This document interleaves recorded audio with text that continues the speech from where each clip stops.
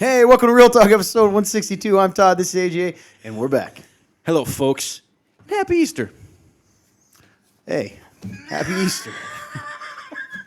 Funny story about Easter. I had a professor in seminary who was so passionate and, in my opinion, almost hateful in regards to Easter because he said that Easter eggs, because they were related to a Babylonian or some sort of pagan god, Ishtar. Okay. And that we were all a bunch of pagan scumbags, essentially, for celebrating Easter. For real? Yeah, oh, absolutely. Weirdly, you know this guy. He's the guy I told you about. Same guy. What? Anyway, Bro. funny story. Are there some parallels to certain things? Sure, that didn't mean anything, right? Wow. But not. I just wanted to share that. Yeah, right man. Off the bat. Right off the bat, tell you that. Rhyming. All the time. The name's Todd, and yeah, sometimes I'm odd. Let's get going. Let's get the show flowing. Dude. Anyway, what's Real Talk? Opportunity to talk about life, God, the Bible, and everything in between. We tackle the questions, the tough questions, and maybe you feel uncomfortable asking. But whether it's because it's embarrassing or you feel uncomfortable or you just don't have someone to ask, you can do that with us. Do we promise to be perfect all the time? Well, certainly not. However, we will answer the questions to the best of our ability. So how can you join this? Well, somewhere in the description of this show and or podcast, you'll see a link, www.theremnant.life/real-talk. That's REAL in the real. www.theremnant.life/real-talk. Click the link, follow the instructions at the bottom of the page to submit a question. Tippity tap your question, comment, copy paste your link on your article, whatever you want thoughts on or have questions on. It'll go into our database completely anonymously and instantaneously. And we couldn't find it if we tried because it truly is anonymous. So you don't have to worry about us like going, ha, ha, ha, ha. Look at what Bob asked. We don't know. So that's it. When you copy and paste things, do you do hotkeys or do you right click? I click. Typically. Just curious. Because for the longest time I clicked too, and then I discovered hotkeys, and it was a huge blessing. Well, there you go. A little tech info for you as well. You got history lesson at the beginning. You got Information on tech. So, before we hear the people going, "What's wrong with those guys?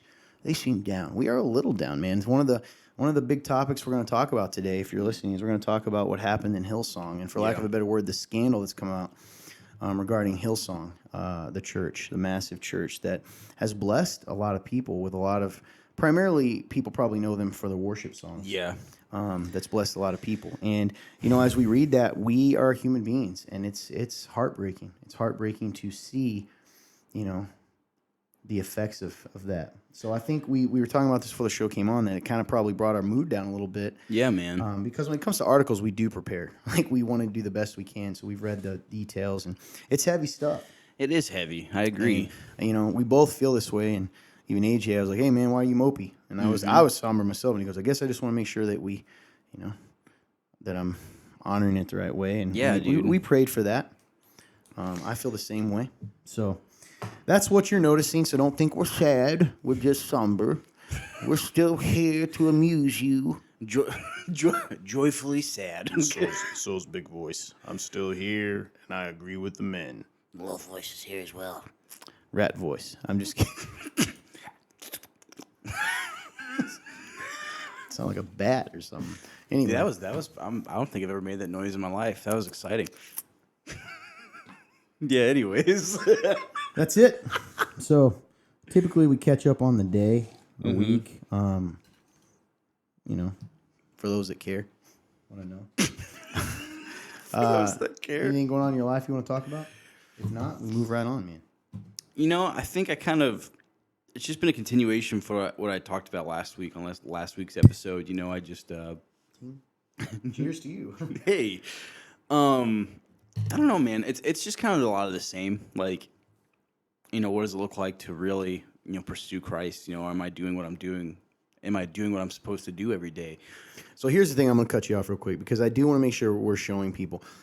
Like, if you said it yourself, you go, that's the same thing as it was last week. Is there any growth? Has anything happened?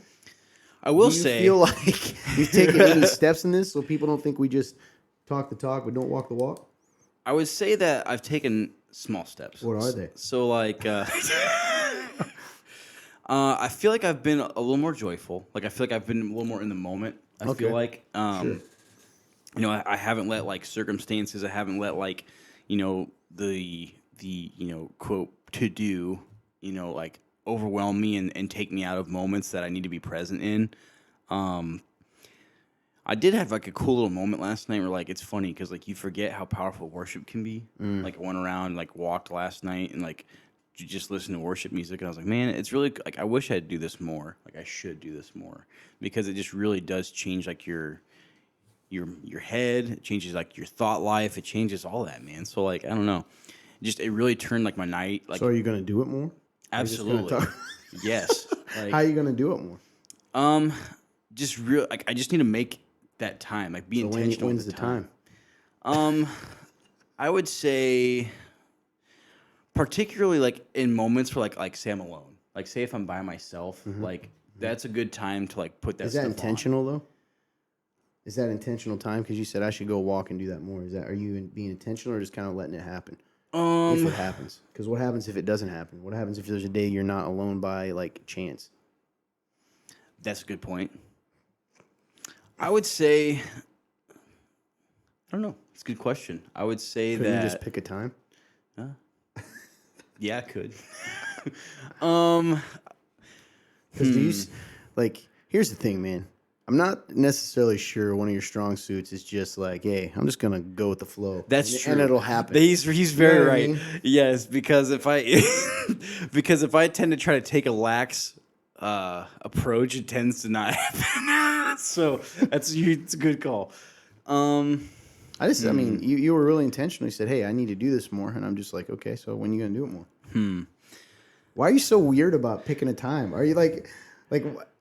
If I'm watching this from the outside, I'm going, why is this dude literally saying he wants to do something, but when it comes to actually picking it, he's like, I can't do it. Come here for the shoes. No, I get it. That's all you got to say. I mean, I guess. I don't know. That's a good maybe because it makes me feel like it's gonna turn into a scheduled thing, and like and it loses the heart of it. That's where my mind goes. Dude, that's just like a hippie comment. It is. Like, That's my background too. We actually had this talk the other day about how it was funny. I was describing. Remember when I was describing somebody? Was like, yeah, man. He was like, you know, he was like this guy who like, you know, he's like just kind of like, you wouldn't expect him to be as conservative as he was and all this. And I was saying all this stuff. He goes, you mean you? And I was like, oh, yeah. I was like, yeah. I do remember that. That's what that reminded me of. That's hilarious. I would say like probably like, you know, around like evening time. Okay. I Evening was just time. asking. Yeah. Here's the thing, because like I do believe you make some steps, but I feel like in the show, if we just say the same things, like it's cool to show the journey. I wonder if sometimes, and I don't know the answer. I think the same for myself, that we don't actually show the journey. We just show the problem over and over again. That's really good, man. And I think that's an easy habit to fall into. It's probably why I do that. Which then we're not really being a good example of like real talk. And it makes it less, you know, meaningful when we share the fact that we haven't taken steps.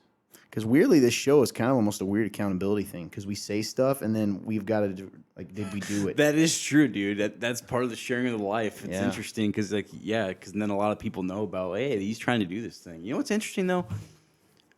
I have a question for us in the midst of this. Have you ever had anybody approach you about something you said on the show and ask if you've done it? Mm-hmm. Interesting. Or they'll reference that I said I was working on this and, you know, that I'm not. Yeah, I've had. Yeah, that's happened. I think I've had maybe one, maybe two people do that. Mm-hmm. But yeah, I was just curious if people have done that. Yeah. No, but thank you for saying that because that does help because you're right. Like sharing the journey is something I've never been good at. Even like, so before I was a believer, like I definitely struggle with that. Like just talking about life in general. So as I've, gone to, as I've gone to know Christ more over the years and like the relationship has gotten stronger or, it's had its ups and downs, like sharing the journey is something that I kind of go in seasons with. I feel like sometimes I'm good at it. Sometimes I am not very good at it. So that's good. I'm glad you said that because that reminds me of like, hey, like it's good to let people see that. So, Because yeah. I was Just thinking people are like, that Todd's so mean to him. Gosh dang it. That's how they sound too. That's exactly how they breathe. But yeah, man, I like what you said because it kind of like breaks that I don't even know what to call it, that shell I can tend to put on myself of like, oh yeah, this is what we do. This is our little like order of things. This is what I say because that's just how I can get sometimes. It's almost like it's like a pilot. So autopilot sort of thing. So yeah, man, I appreciate that. And like I'm definitely gonna be more intentional about listening to that worship and like, you know, in the evening times, like in those times when I find myself by myself, and even, like you said, like not even just like settling for the fact, like only when I'm by myself, like just making it intentional in the day because there may be times where I'm not, so that's really good, man. Thank you. So I would say, yeah, the journey that was part of the steps this week was like, just kind of like, I don't know. I did things that lately I haven't been doing, and I did them, and it definitely I saw the difference, So, excuse me. What about you, man? What's the journey of life looking for you? Well, one thing that I want to bring up is I've been told, and this is going to come across. So I've been told that it looks like I don't pay attention to you. Okay. So I've been in this place of, I don't know if you noticed it. I don't know whether to look at you, to not look at you. I am literally overwhelmed with what to do because, sometimes I understand it when I have my phone out, but a lot of times either I'm like researching while you're talking or whatever. But so I've put the phone aside. I can do that. But now I am literally unsure of how to prove that I'm listening to you. I think you prove it by interacting. But I've been told that I don't. That is not the case. So, hey, I care about you, man. I care about what you say. I believe so. That. I want you to know that if I come across as awkward, yeah, it's because I am.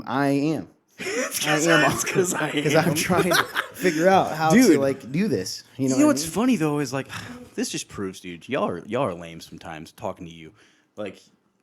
Because I do similar things, and no one's ever said anything to me. Like I look at you sometimes, and sometimes I don't. Sometimes I'm still listening, but I'm not looking at you. Yeah. And but no one's ever said you don't pay attention to Todd. So it's like it's my face, man. I have a very I don't get it, unlikable face.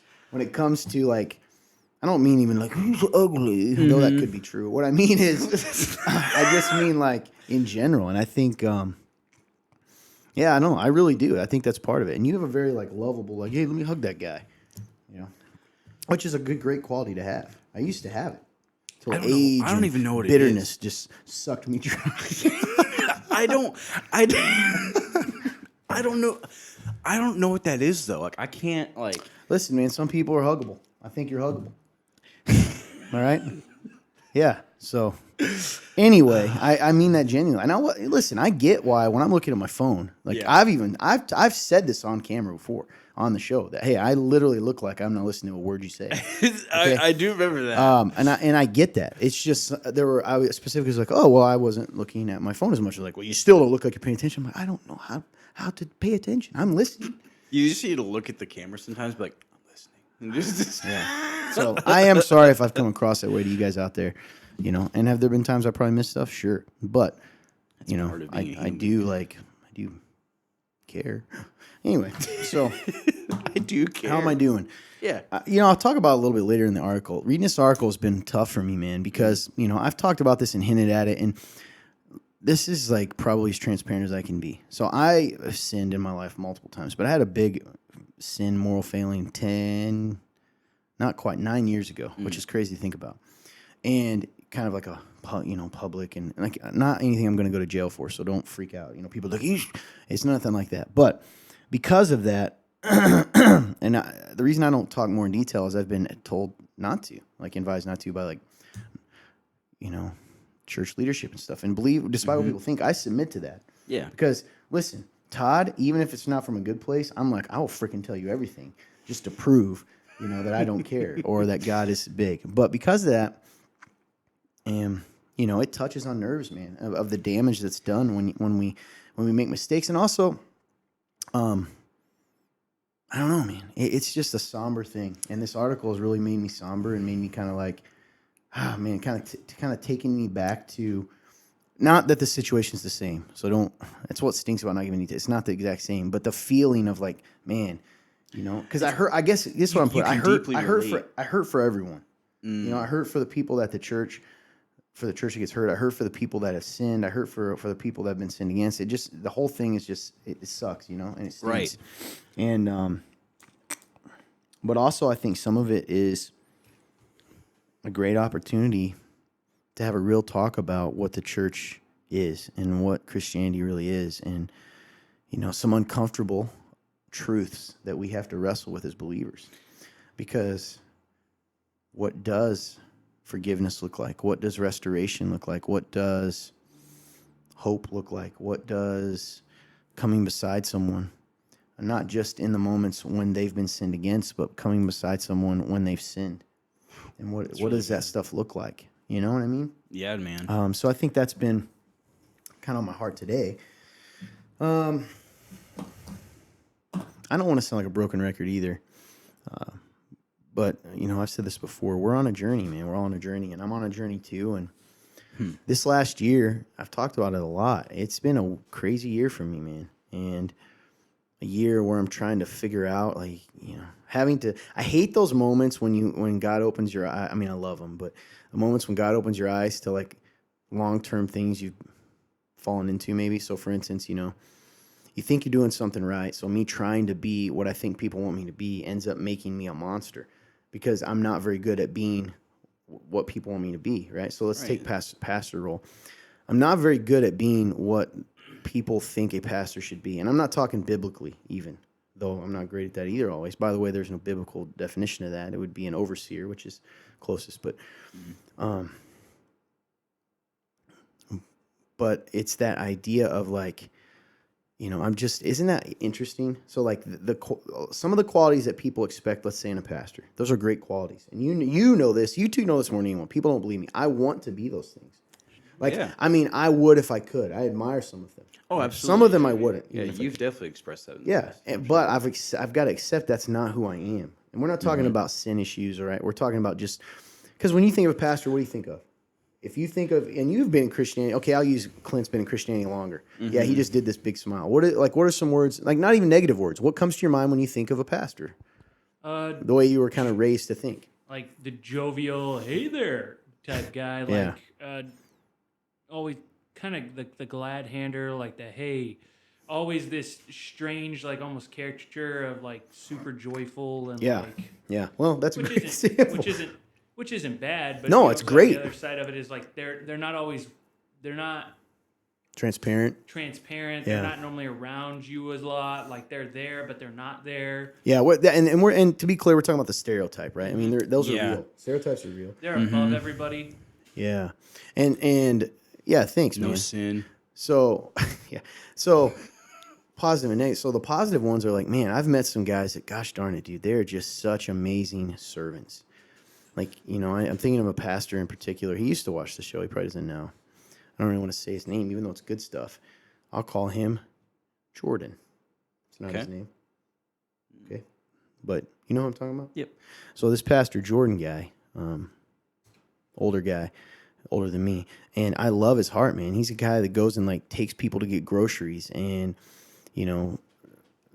like, I don't know, people, he does that stuff for his people, and we should all do that. And my point is, he's just so good at seeing, I guess for lack of a better word, the day-to-day needs of people. Yeah. Right? And I genuinely, you remember, I brought this up. If you're a long-term viewer of the show, I probably talked about this 2 years ago. You did. Yep. And I really admire that. And so I think, okay, the way to become that is to be him, and when I do that, I end up not being him and being this weird caricature, for lack of a better word. Yeah, and people don't even respond as well to it. Exactly. Which is weird. Because it's not like you're not really being you. Genuine, yeah. Yeah. And so I think learn that. It also, like, to me, it proves like the idea of like the body of Christ. And that we all have a different role. Absolutely. Yeah, it's good. And there certainly should be things that are in common, right? I mean, there's biblical qualifications, and I'm not talking about those. Like, we should all aspire. But it says all men should aspire to that too. Truth. So, men of God. hope this makes sense. So just on that journey of, trust and we all deal with doubt and what do you do with that? Here's the thing that people probably don't believe I struggle with. It's going to be a little different. I struggle with believing and trusting in the gifts God gave me. So I've been told that if you just meet me, it can look like I'm really confident or I'm arrogant even, in a negative sense. But anyone that knows me well knows that actually is not a struggle of mine. Yeah. Like I don't really struggle with arrogance that much. You know what I mean? We all do to a degree, but not in the sense. If anything, I get hindered more by I guess it is arrogance in a way, by my refusal to believe that God has given me the gifts He's given me, and that the good in me isn't just by chance, but that He has given me for a specific purpose. Does that make sense? Yeah. So that's something that I always have to, and I guess in a way it is arrogance because, again, I'm setting myself and my own view of myself, even if it's negative, above His view of me. True. Yeah. And I let that get in the way of His desires for me and what He wants me to do sometimes. It's really good, man. Because I don't think I'm worthy, right? In a moment. We all have moments of doubt. Yep. And if I live in that, then, oof. Or if I want to prove myself worthy in people's eyes more than I do His eyes. I get that 100%. And then I become this like weird thing. Mm-hmm. So, those two things you just mentioned is something I've realized in myself that I definitely struggle with a lot. Yeah. So I get it, man. Sorry. No, man. It's just. You mean like sorry that I'm dealing with that? What do you mean? Yeah. Oh, yeah. I appreciate it. It's just hard. Yeah. And you guys know this, so I'm really saying it for them because we do have conversations outside of this. So, but I'll tell you the positive. So the joy that I've been choosing is still, even if it seems like, let's say out of 7 days, clearly I'm making this very like simplified because life's not like this, but if out of 7 days, it used to be that 2 days I was choosing joy and the goal's 7, I'm definitely up to 4 right now in moments. And that's been cool. Yeah, to man. like know that, to have some consistency in that, and to just come to the realization that we have power by the Holy Spirit, that it's natural for us to have joy, and as long as we aren't, or as long as we're choosing to live out of that and allowing that to grow and not poisoning the fruit with the works of the flesh, meaning, sin. I think it's funny that he calls it the works of the flesh. We have to work at sinning as saints, but we just have to exist as believers, and we'll grow that positive fruit, right? So because a fruit tree doesn't have to work to grow fruit. It's so convicting, man. It's cool. It's like you're constantly. I like the idea of like the branch right now. It's just constantly growing. Because when I think of the idea of us like having to work to work for that, like it's like I imagine us like literally like we're growing and we just like cut it in front of us all the time. Go back, cut it again. It keeps growing. That's good. Mm-hmm. Yeah. So that's it. A lot of cool stuff happening that's exciting. I'll end on this is like our field. Oh, yeah. Those that have been long-term viewers of the show, we have been working on the sports field, the softball. That's kind of our first step, the softball field. And we have fundraised and we have donated and our church has sacrificed and worked. And like it's here, man. It's going in right as we speak. Cool. To see it actually coming to fruition and to see how nice it is so incredibly awesome. Oh, man, it's so cool to see it come together. So if you're a local person that doesn't go to the church that sponsors this show and you want to swing by, feel free to swing by the back and see what's happening because it's so exciting. Oh, man. It really is. It's nice. I'm so excited. I just feel like once we get past that, it's going to be a huge step for us to be able to move forward in other things. So a big shout out to Andy, one of the guys in our church, and bunch of guys helped. There were like 12 guys that helped the other day, but I know Andy and James, a couple guys that have really been working on it consistently, and just really cool to see the whole church come together for something like that. Yeah, man. And to see all that work starting to finally show, because it's just been cool, because we had to do a ton of work. We had to flatten the land, and we had to plant grass, and here's a weird thing we've talked about before. It turns out not really any company out there that just tells you how to make a softball field. Nope. So you just gotta look it up. It's odd. Different steps. What a weird niche of life that no one's really put out and like. And then we tried to kind of do this right in the midst of 2020 when the quarantine, right at the beginning. I guess it was at the very beginning, right? Very beginning of 2020. I think so. We're now in 2022, and it's finally kind of being finished. So yeah. be praying for us. We're kind of hoping that our church softball league in the county we're in, because we really want to serve in that way, it gets to play on it. It should be playable, right? Ready to roll. Dude, it's right around the corner. It's So hoping that they'll awesome. be excited too. So that's been fun to see. It's been a heck of a process, Oh man. man, no joke. A lot of cool people have donated. Big shout out to my buddy J Rock, Jason. He knows who he is. G-Rock. He gets to name our field as of right now. I got to get a hold of him because he was the biggest donor.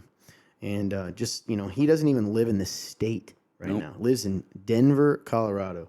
And he said to me, he goes, Todd, I believe he's just a cool guy, man. I've known one of my high school best friends.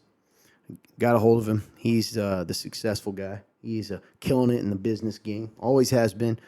He's the guy that, I don't know if he'd be okay with me telling this, but you remember me talking about the Pepsi points and Mountain Dew points back in the day? Yep. He's always just been a business guy, man. Dude. Very, very intelligent and smart in that area. And he just killing the game. And I just reached out to him and said, hey, brother, love if. And I did not expect him to do what he did. I'm thinking like, hey, he might do it. And now it's going to be funny when he hears me say this. I was thinking maybe a couple $100, And he went well above and beyond that. Mm-hmm. So I just want to give him a special shout out. He probably will never see this show unless I tell him, hey, man, go listen to that. But thank you so much, brother. I love you, appreciate you, and I promise you that your investment has already been fruitful, and it's going to be even more fruitful as we kind of offer free stuff to youth in this community who otherwise don't get to take part in sports leagues. And before everyone says, well, sure, you can go to, the YMCA is great organization, and they do a lot of things, and I know they have, programs, but there's a lot of people in the community that can't even afford anything when it comes to that, and to be able, hopefully we will be able to give an opportunity for them to learn those cool lessons you can only learn in sports and to be invested in. And sports are such a great vehicle to even share the gospel and to love people. So we're so excited about doing that, doing free leagues for adults, we're just excited about what we can do through that. So thank you, man. Appreciate you. Thank you so much, dude. What a blessing it's been, and like you said, just there's so many avenues that are about to open up to just ministry, and it's gonna be so cool to see. And I know we're active church, man. So it's gonna be cool to have people out and about and just doing stuff out there. It's gonna be so cool. Yeah, I'm really glad you said that, man, because I almost forgot that. So people are like, why would you do this? We have always been about the church that sponsors this show, which we're so thankful to be a part of that community of believers. You got those that watch. You guys are so cool, but we were trying to find a way in which our body is specifically gifted in a way that maybe we can serve using what we are. And you said we're a very active church. Yes. We're very sports. We just naturally do that. So in the summer, for instance, there's a volleyball game that literally, religiously, no pun intended actually, happens every Tuesday, right? Community times. And we play flag football and we do all these crazy fun things. And we're just very active. And a lot of people love sports, and so we're kind of dreaming up this way to use that to impact the kingdom, right? I mean, to extend the kingdom. So yes, pretty cool, man. Pretty really cool. is. I pray, big shout out to the Remnant Church and the folks out there that are watching this show here in Indiana. You guys have done such a cool job, and keep praying. And I like what you said. I think the opportunities are about to show themselves, and you're going to be blown away. So awesome. Yeah. I know we've even talked about that was actually one of the things I thought about last night. I was out there, I was walking around listening to music, and I was I just thought about the idea of people even out there for a concert. Man. Concert, and I was like, dude, wow. I brought that up a few weeks ago of the idea of doing. We'll keep it to ourselves. But I think you're right, man. I think there's some really cool opportunities. Yes. And it's funny, man. I don't know if you guys noticed this. This is real talk. So it was very hilly land. Dude, and what's crazy, dude, it was rolling plains. So what's cool though is now this field is kind of in this basin. Have you noticed this? And it's sort of surrounded by hills in a way, and I can already envision people being able to watch that, and sitting down on that. And we have a cross where people go out to pray, a huge one on our property that looks down over it. It's just so. I was doing this last night. I stole my walk idea, but because I invented walking. But it was, I went walking last night, and I sat up there and looked down on it. It was just really cool. Did you stand on a rock? No, I just sat on the bench. But you did. You stood on the rock. I stood on the rocks. Wow. I don't know why. Hey. I just found myself standing on on the rocks. Were you looking over it? I was. And just pride and love? Mm-hmm. Nice. I cried. Did you? I did. Beautiful, isn't It it? was very beautiful. I don't know why I was standing on the rock. I just remember looking down, like, well, how did I get on the rocks? And then, how did this happen? And This I was like, place. You look around, and you go, Rock oh of my goodness. foundation, Christ. I was like, well, that's Did cool. you think that? I did. Nice. I was like, wow. Symbolism of your life. It was really cool. That is And, cool, actually. Man, it was cool. But yeah, I have sat on that bench though out there, and dude, that is just, it's different out there. It is, man. It really is. So, that's it. I rambled a lot, but I have one other thing to bring up. Yeah. I do love the rocks thing. So those that say I didn't listen to him, I love it. But you reminded me of this, so I'll help everyone connect it. I didn't just change subjects. So you made me think of. I'll tell you exactly how my mind works. This will be good. So you said rock, and he was standing there, and I was like, that's a cool thing he could use in a sermon someday, right? And then I started thinking of sermons, and then I thought of this Sunday, and I had another thought. Someone came to me I love this. about my sermon. It's not necessarily a good thing. I need to explain myself. So I was told once again by person, you know that I'm angry all the time. Blah blah blah blah. Okay. All right. That's not true. Okay, I'm a very passionate person. Do I believe that can come across as anger? Sure. However, I do want to address something specific. That was apparently. So there's a moment in the last week's message. I even almost deleted this and didn't tell you last time. I almost deleted the whole message. Oh, okay. I had not because I have the ability. Yeah, you do. I could do it. Just like you could, Yeah. we could do it. Yeah. The best part about that would have been the panic that would have went through AJ, me, the whole social. You guys wouldn't media even team. notice. Guarantee you would not have noticed. Think about it. I wouldn't have noticed till Thursday, probably. Hours later. Why Thursday? Because I look at the sermon and I go back through. Thursday, I would have been like this. I would have been like, Good thing I didn't do that. Like anyway, I would have been terrified. You would have seen like the 5. You would have seen. I'd have been like, I don't know what sirens. happened. Like, it's gone. They took it down. So why did you almost delete I'm about to tell you. So there's a portion. I don't know if you remember this in the message, Okay. and I actually agree that this looks terrible. Okay. I want to point this out. However, you need to go and listen to what I said. Mm-hmm. And if you listen to the words, it makes it a tiny, tiny, tiny, tiny bit better. All right? Okay. So I'll tell you what the accusation was Okay. versus what actually was said. So I was told, I think, and they weren't necessarily being mean, but hey, I think, you don't have to be as mean and you need to quit calling people out individually. And I was like, dude, I don't, like, genuinely was like, what are you talking about calling people out individually? Like, when I say names of people, I'm not ever calling them out. I'm always like laughing or making. And I said, give me an example. And they said, well, you yelled out at someone for not giving an amen, but giving an amen to Luke, who is one of our pastors here who preached last week or 2 weeks ago. That is not what I said. Okay? Right. Unless I'm insane. What I said was, because the point of the sermon was sometimes we, in the church, not the point of it, but this point of this specific thing, I'll tell you what I said and I'll explain. No, I'm going to say the context and then Okay. what I meant was a lot of times like we are conditioned to hard truth, meaning the kind of like we'll accept that sin leads to death. Like we always know there's kind of two extremes in Christianity. Those who are like, who don't take sin serious enough, and then those who they can almost glorify and worship the concept of sin. So I was kind of saying, like, in general, that people will amen that kind of truth that punches you in the mouth of like, to hell with you, if you do this. But when it comes, and they'll amen that.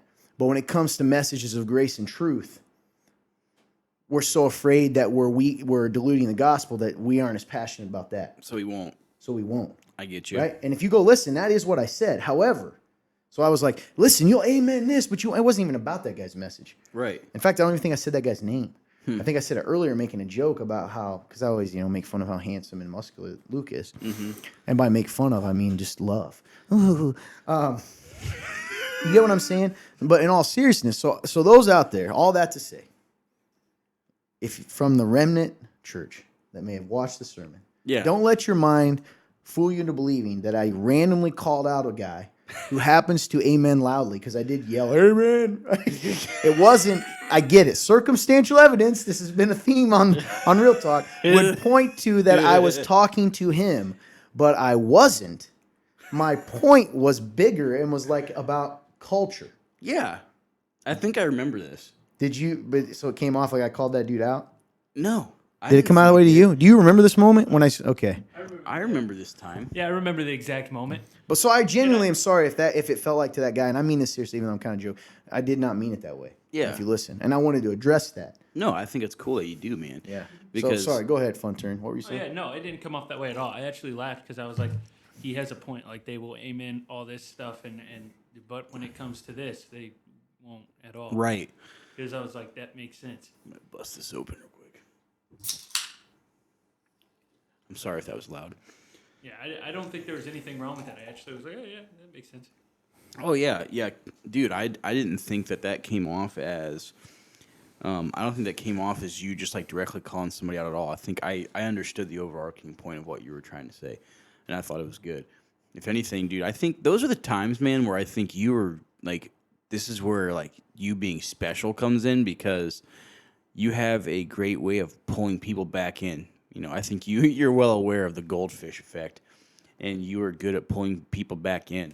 That's like sometimes you have to break through people's like kind of what I said earlier about like how I have my own little shell that needs broken out of. Sometimes you do that with people. Oh, that's really, I appreciate that, man. Yeah, So absolutely. I actually, man, and it's kind of a funny story because the person at a point that I go, I suppose it could have looked that way.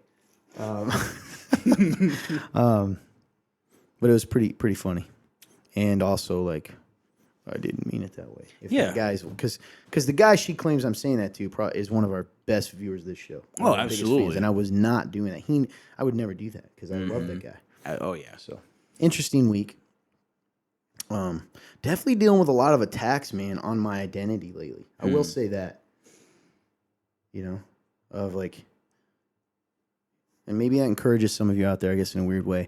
And what I mean by that is, you know, if you're in one of those periods of life where people are telling you, well, one, your own mind tells you that you're a screw up or messed up or not good at this or not good at that, or you're bad. And then people, every now and then we go through periods, whether it's the enemy kind of using people or coincidence or whatever, but people's messages to you align with that. Do you know what I mean? Yep. And all of a sudden you can start to go, gosh darn it, maybe though, you know, what's true? Well, which is why it's so important to know who you are in Christ. Amen, dude. And not let. That's so good. It's like the stars aligning in the worst way almost. It's all just like it somehow just starts to make sense in the worst way. I hate that. I've heard those lies a lot in the life. But I'm sorry, dude, because that's a hard battle to fight. And being rooted in the truth is a lot easier said than done sometimes. So it's really cool. Thanks for sharing that, man. Yeah, man. I think you speak for a lot of people. You know, I know we've kind of come on here like, you know, in the past like month and a half, and we've kind of said like, hey, like, you know, we've been through how we've kind of said like we've been in such an interesting time for our church as a whole. And I think that honestly, I think you speak for a lot of people. I think a lot of our, you know, our church as a whole, man, we've kind of went through a season of like, I think people have been dealing with a lot more lies lately, and they haven't fought them off as well. You know, and that can affect us. So I think it's cool that you're willing to come out and say that, you know. Yeah. Well, I appreciate it. I want to be real because I really encourage people to be real and to have people that you can share what you're thinking. And it doesn't always have to be rational.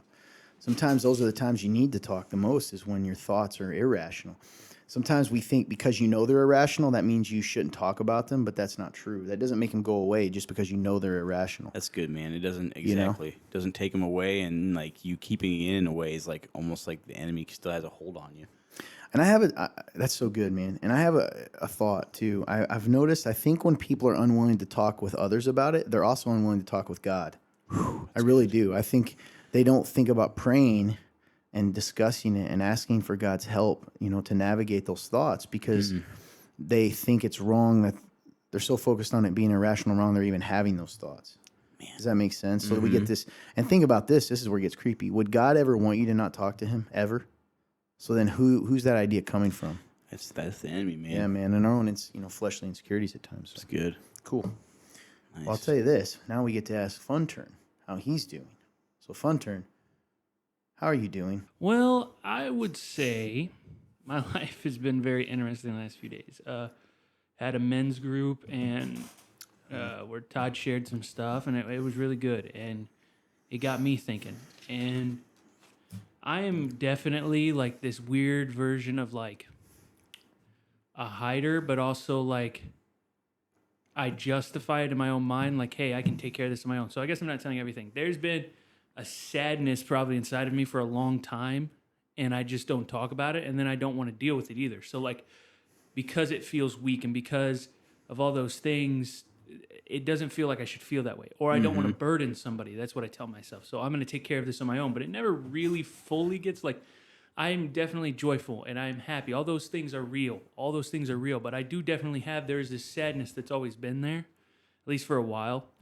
And I catch it in moments when people like tell me they're proud of me, or in moments like when people talk about Christ and like the true heart of it, and like all these little moments, and like makes me want to cry. And then I had this moment where eventually I let it all out. I wrote down everything on my mind, and I just put it down all down on basically a text message, send it to Todd, send it to the Remnant House group that we have, and just kind of let everything out, and like what was on my mind, and just like things that I had either held on to, or my personal fears that I don't talk about because they make me feel weak. And since then, the enemy has attacked me and said, that was incredibly stupid of you. And I go, Because probably not a lot of people responded. people responded. It's more of just like, my mind naturally says it was like, it wasn't genuine. They don't really care. Or like, there's this, the enemy is very definitely What makes you prevalent. think that? Like, when your mind rationally thinks that, what evidence does it use? Because I People felt in this the way past. before. Okay, that makes sense. Like, people would always say nice things and like say those things that they care, but then you would quickly find out a little bit later on that nobody actually cared. And I think sometimes that has also led to me doing like social contracts with people that I don't even know I'm doing, because I'm trying to wait to see if you actually love me. But that's not fair to you, and that's not fair to anybody. How would they prove it to you in those moments when you have those contracts? What are you looking for? To be there to pursue me at times too. Yeah, that makes sense. To not just wait.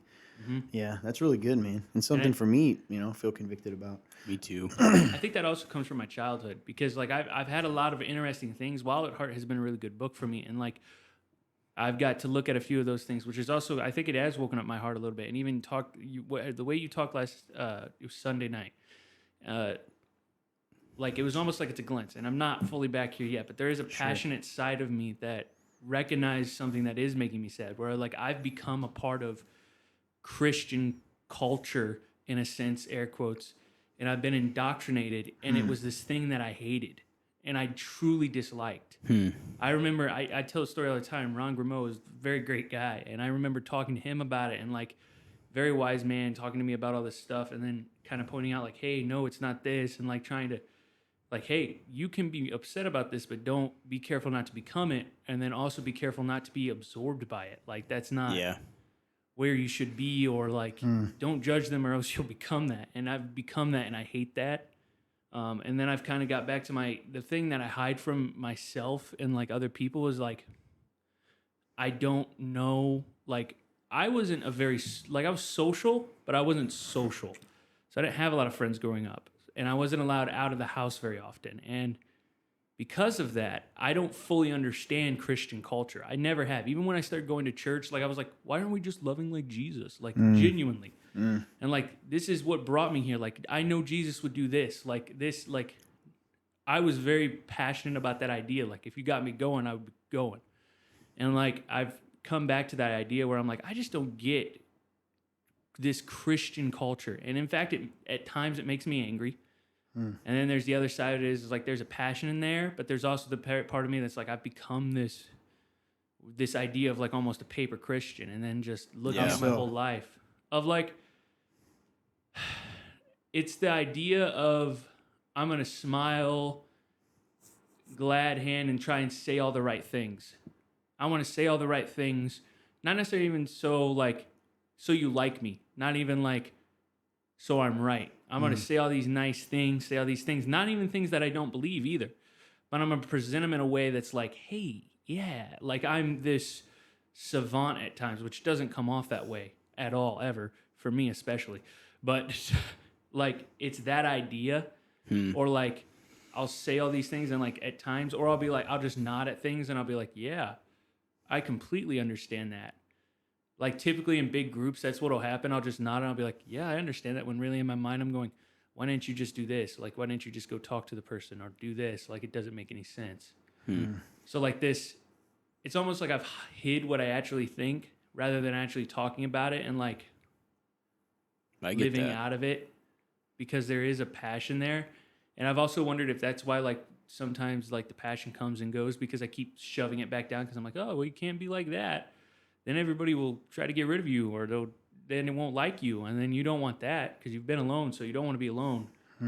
And like there's the battle of like that, and then like I said in the message, I was like, I wonder if I've been a Christian for far too long, and like I've just accepted that this is how it has to be when that's not the case. And I think there was like a lot of that, just like, I don't know, it's been weird. And it's been a weird, interesting few days because I've been reading more, like had weird questions. I also kind of just thought about things in life, and I eventually was like, you know, that was a weird situation that I didn't like, and I just didn't say anything about because I was like, it's fine. I just allow myself to be complacent rather than actually talking to anybody. Not even like in the situation to be like a teacher or anything. Like literally just talking in general. And like, why did you do that? So I don't know. It's one of those things where it's kind of like it's kind of like waking myself back up again, I think. And it's happened for a while. I guess it just was something I noticed, and I was like, dang, I don't get this, and like I need to ask more questions, or I need to talk to people, or I need to do this. And even like Wild at Heart has woken me up in that too. And like even quotes like I've been reading, and like it's been this weird thing of like it's almost like I'm trying to find out what it is to actually be like, I've said this before, but like I don't know what it is to be like a man and like to be grown up. Like I never got to see that. I never got to see that around me before, like I was late, like I was 18 and like or 17, 18. Well, I think there's a lot of people so- that feel that way, man. So you're not alone in that. Oh, you know, yeah. Where you were kind of waiting to feel like a grown up. And I think what I'm finding in life is everyone feels that way. I don't know if you ever genuinely to help, Yeah. you know, do you ever feel what's the signs of it? I don't know. It's interesting, but appreciate you sharing, man. You're always really transparent. With Oh, how yeah. you're feeling for real. Something I admire about you. So even though you think you're not, I actually think you a lot of times are.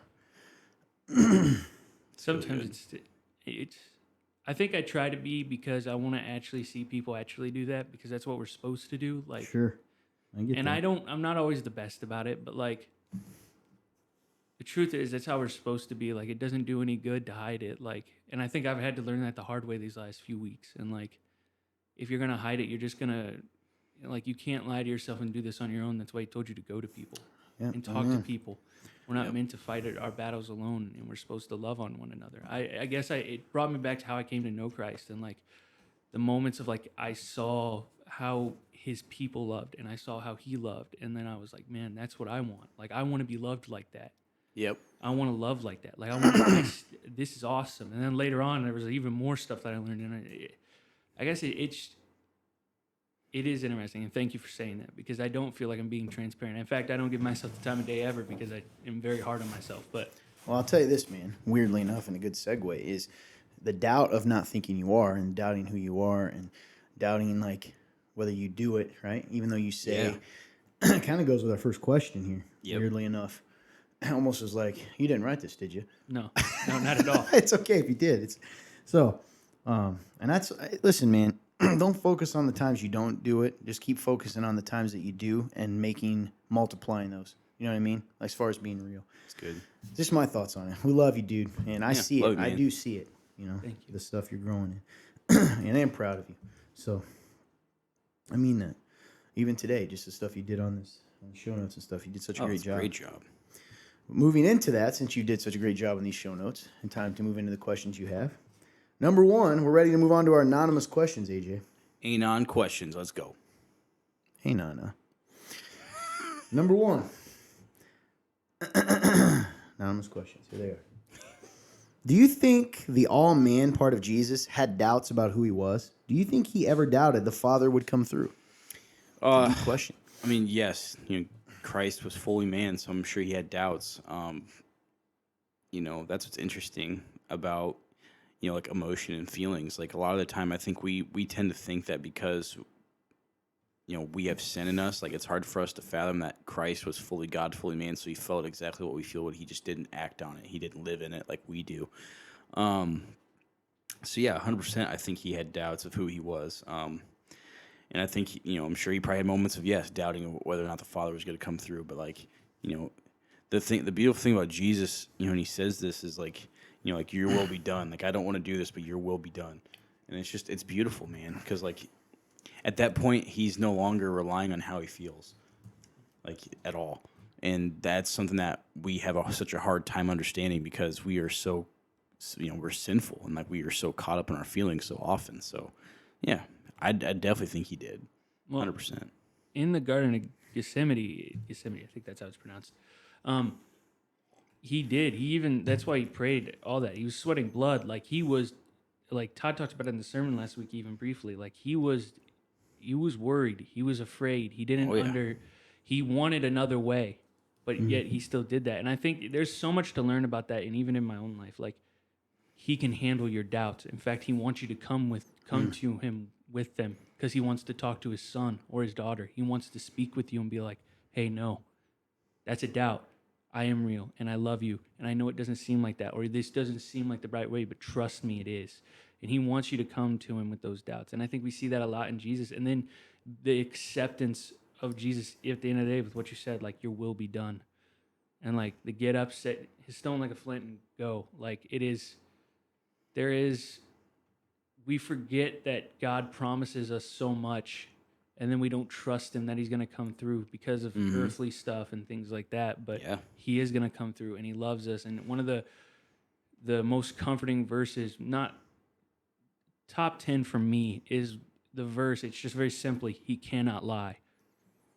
And like, I forget where it is exactly, but Todd, you're the one who pointed this out. And I didn't even know it said that, but then I read it and I was like, dude, that is super comforting, because you think about people of the world and things like that. And then when you're like, man, maybe this isn't this. And then you read that and you're like, he can't lie. So he does love me. These are all real. He promises me. He's not lying to me.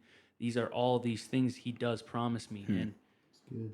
Going to him with one of those doubts is something he wants you to do. Amen. All right. Let's see. I will say one other thing to add to that for everyone. Faith really has nothing to do with whether or not someone doubts. Faith is believing when you have doubts and walking as though those doubts aren't the truth. So, Jesus showed his faith and is a model of faith that it doesn't really even matter if he had those doubts. He never lived out of them ever. And that's something that we have to do.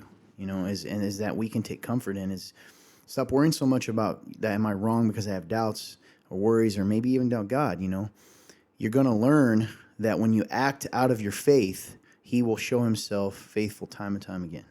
And then what's funny is when he does that, your steps of faith become easier because he's already proven himself.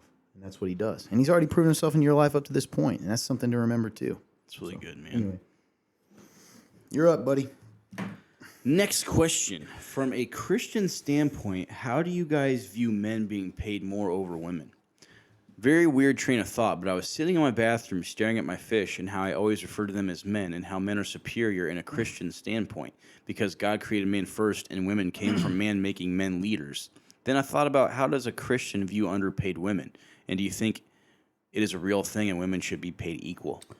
Okay, well, first of all, thanks for asking this question. What a great question to ask. And I like the fact that you're wondering, I also think it's really cool that shows that you think about deep things as you're kind of sitting in the bathroom and going, why do I do that? That's really cool. I admire that. But I'm going to disagree with your assumption right away.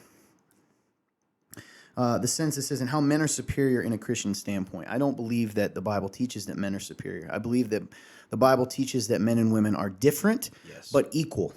Okay, different in roles, equal, right, in importance, and in equal in the eyes of God. So we have this tendency to believe. Now, before I say this sentence, are men called, in general, do I believe men are called to be leaders, and by leaders I mean the ones to take certain weight in their marriages, in the church? And the answer is yes. Yes, I do. I think it's very clear. Does that mean women can't be leaders? No. Does that mean there are women more capable than the men who are in the positions of leadership in their lives? No. They may be smarter and more capable. Yeah. It has to do with God's design, and God is not a God of chaos and has given us structure to help that. And we've got to get out of this Western mindset, this sort of American mindset that because someone is, quote, a leader, end quote, he or she is superior to the people they are leading. That's not the case. It's not the kind of leadership that Jesus even talks about. When he describes leadership, I'm going to paraphrase here, but Jesus says the Gentiles, meaning the non-believers. The non-believers of this world, you see how they treat each other. Those in positions of power lord it over each other and dominate each other. But it must not be that way amongst you, because the first will be last and the last will be first. The one who wants to be greatest among you must be a servant of all. Man, that's good. And so leadership, true biblical leadership, is taking weight, whether it's the weight of choices, responsibility, directions, and that, off of the people that you're serving, you're leading. So a husband leads. Is it fun to make big decisions? No, we all have doubts in those. So Yeah. And certainly a marriage should be, when at all possible, the two make the decision together, right? God just loves us enough to give us the tiebreaker so we don't have to wonder whose way. What happens when they, if humanness gets in the way, and literally it's right or left. There is no in between. And he's told us what to do. So that does not mean it does not mean that men are superior to women. No. And you got to get out of your head that just because someone's called to be a leader means they are better than other people, because that's not the case. In fact, I would say that, God loves humility and loves servant-hearted more than anything, and that a true leader understands that.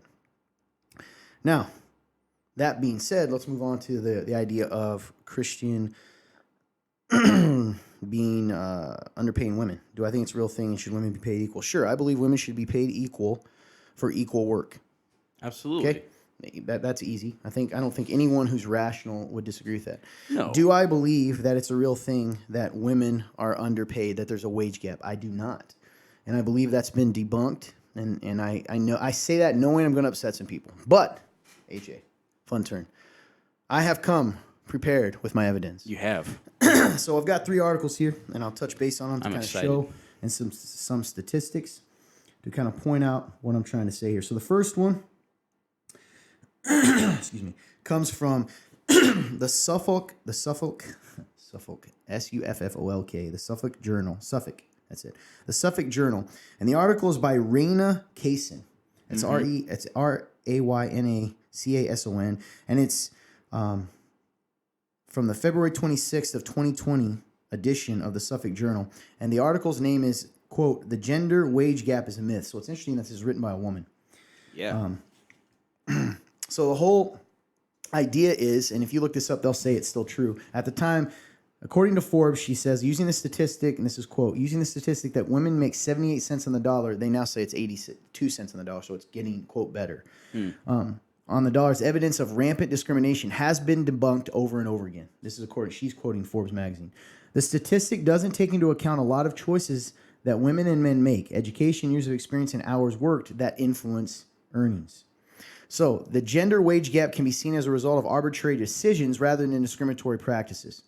So what that's saying is that this gap in pay is not about discrimination, but is about choices that the two genders naturally make. Interesting. So there's too many factors that go into making these statistics no one's talking about. For instance, say a woman at a company makes on average $30,000 and men average $40,000. What isn't being taken into account is the type of positions they're in. So then Ms. Cason here quotes the official Bureau of Labor Department statistics. Okay, this is Bureau of Labor Department. And their quote from their report is, in the fourth quarter of 2019, women had median weekly earnings of $848, or 82.5% of the 1,022 median for men. Over the years, median weekly earnings for men increased 2.9% compared with 6.2% for women. So it's going up way faster for women. But hear me out. So not only are the numbers improving, but even if the number was 77%, okay, meaning that's all they're getting on the dollar, the common saying would still be misleading. It gives the impression that a man and woman are standing next to each other on a line doing the same exact job, that for the same number of hours get paid different salaries. And that's not the case here. That's not the case. Full-time officially means 48 or 35 hours. But according to the Bureau of Labor Department, men worked longer than women, 8.4 hours compared with 7.8. See, men work more hours than women. Okay, so men are working more hours than women. Yeah. So that's going to affect it, right? Absolutely. We're both making $10 an hour as our base pay, and I'm working 8.4 and you're working 7.8. I'm going to make more money. Yep. Okay, that's regardless. So then let's go on. If a woman works at a cashier, do they anticipate getting the same compensation as their male manager? Say there's a male manager. If the woman only works 30 hours, does she expect to get the same pay as the man who works 40? When studying the wage gap, we should look at people's positions, professions, and knowledge. Pay is based on knowledge, background, duties, and negotiation. We have to take into account what jobs do women typically go for and what jobs do men go for. Yeah. So her point here, as I wrap this up, is it's misleading. Yes. Because Very men misleading. work on average more hours than women, and men take different types, are drawn to different types of positions than women, meaning higher pay because of the knowledge and the training that those specific positions require. Yeah. Which we would all agree on. If you're a 100%. manager, you're going to make more than, Yes. et cetera. So according to the National Center for Education Statistics, lower paying fields. Okay, so she says before that, she says, we have to take into account what jobs women typically go for and what men do, which jobs men do. According to the National Center for Education Statistics, lower paying fields like public education teachers are statistically dominated by women, while higher paying fields like orthopedic surgeon are dominated by men. As stated in the Association of American Medical Colleges, surgeons get paid more than teachers, and that's a fact. Yep. So the wage discrepancy here stems from career choices, not pay discrimination. Yeah, that makes sense. So as stated in the National Review, when the choice or major hours worked and career choices are taken into account, the wage gap shrinks to 6.6%. So it goes down, okay? Yeah. The point is that it's not being forced upon them to make these choices. Not at all. No. In fact, Georgetown University compiled a study of the 5 best paying college majors and the percentage of men and women majoring in those fields. So for instance, the petroleum engineering major is typically 87% male. It's one of the highest paying jobs. Wow. Pharmaceutical science is 48% male. Mathematics and computer science is 67% male, and aerospace engineering is 88% male. Chemical engineering is 72% male. Notice women outnumber men in only one of those categories, and that's pharmaceutical science. Yeah. So, of the 5 highest paying jobs, there are way more men than women in those particular fields. Right. Could women choose those fields? Yeah. But they're not drawn to them for whatever reason. So at the same time, the 5 worst paying majors in the study are predominantly female. Counseling and psychology, 74% female. Early childhood education, 97% female. The theology and religious vocations major, 66% male. Interesting. Human services and community organization, 81% female. And social work is 88% female. Notice women took the lead in this category in all but one, and that's theology. So, Which is interesting. yeah, I know. So then, okay, here's another stat. So she says, even in the same profession, men and women make different career choices that impact how much money they make. Take nursing, for example. Jill may be listening. Yeah. According to Health Care It News, male nurses earn 18% more than female nurses. Well, that sounds terrible, right? However, this might be because male nurses gravitate to the best paying nursing specialty and work longer hours.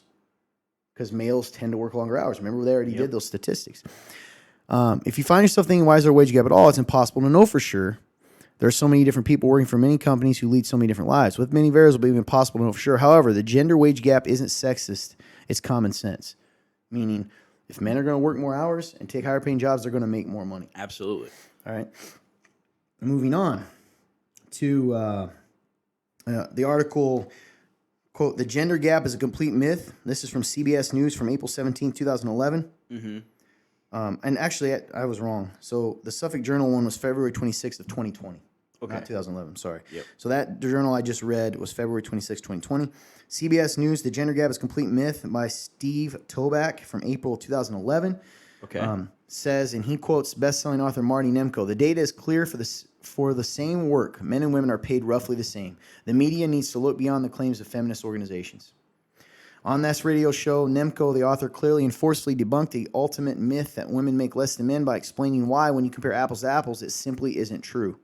Even the White House report, "Women in America, Indicators of Social and Economic Well-Being," explains why. Simply put, men choose higher-paying jobs. He's saying the same thing. Wow, so this has been ongoing. Yeah, so he gives 8 reasons why. I'm not going to... This may bore you guys, but I think it's interesting. Yes. You need to hear this. He gives 8 reasons why the gender pay gap is a complete myth. Number 1, men are far more likely to choose careers that are more dangerous. So they naturally pay more. So the top 10 most dangerous jobs: fishers, loggers, aircraft pilots, farmers, ranchers, roofers, iron and steel workers, refuse and recyclable material collectors. Wow, trash man's the most dangerous job. One of the most dangerous. Wow. Industrial machinery installation and repair, truck drivers, construction laborers, they're all male-dominated jobs. Yes. They're going to make more. It's a dangerous job. 2, men are more likely to work in higher paying fields and occupations. We already talked about that. According to White House report, and for instance, the one I gave was even newer, so I'm not even going to go with that, but it's the same point. Yeah. Men are more likely to work in uncomfortable where we at? Isolated and undesirable locations that pay more, and men work longer hours than women do. The average full-time man, we talked about this, works 15% longer than the average full-time working woman. So that's still not changed. Men are more likely to take jobs that require work on weekends and evenings and therefore pay more. Even with the same career category, men are more likely to pursue high-stress and higher-paid areas of specialization. For example, within the medical profession, men gravitate to relatively high-stress and high-paying areas of specialization, like surgery, while women are more likely to pursue relatively lower-paid areas of specialization, like pediatrician or dentist. And then we have this. Despite all of the above, this is crazy. Despite all of that, unmarried women who've never had a child actually earn more than unmarried men who've never had a child. Interesting. So if anything, on a completely, let's say they do choose the same one, women make more than men. Probably because companies are so afraid of being accused of this. Mm-hmm.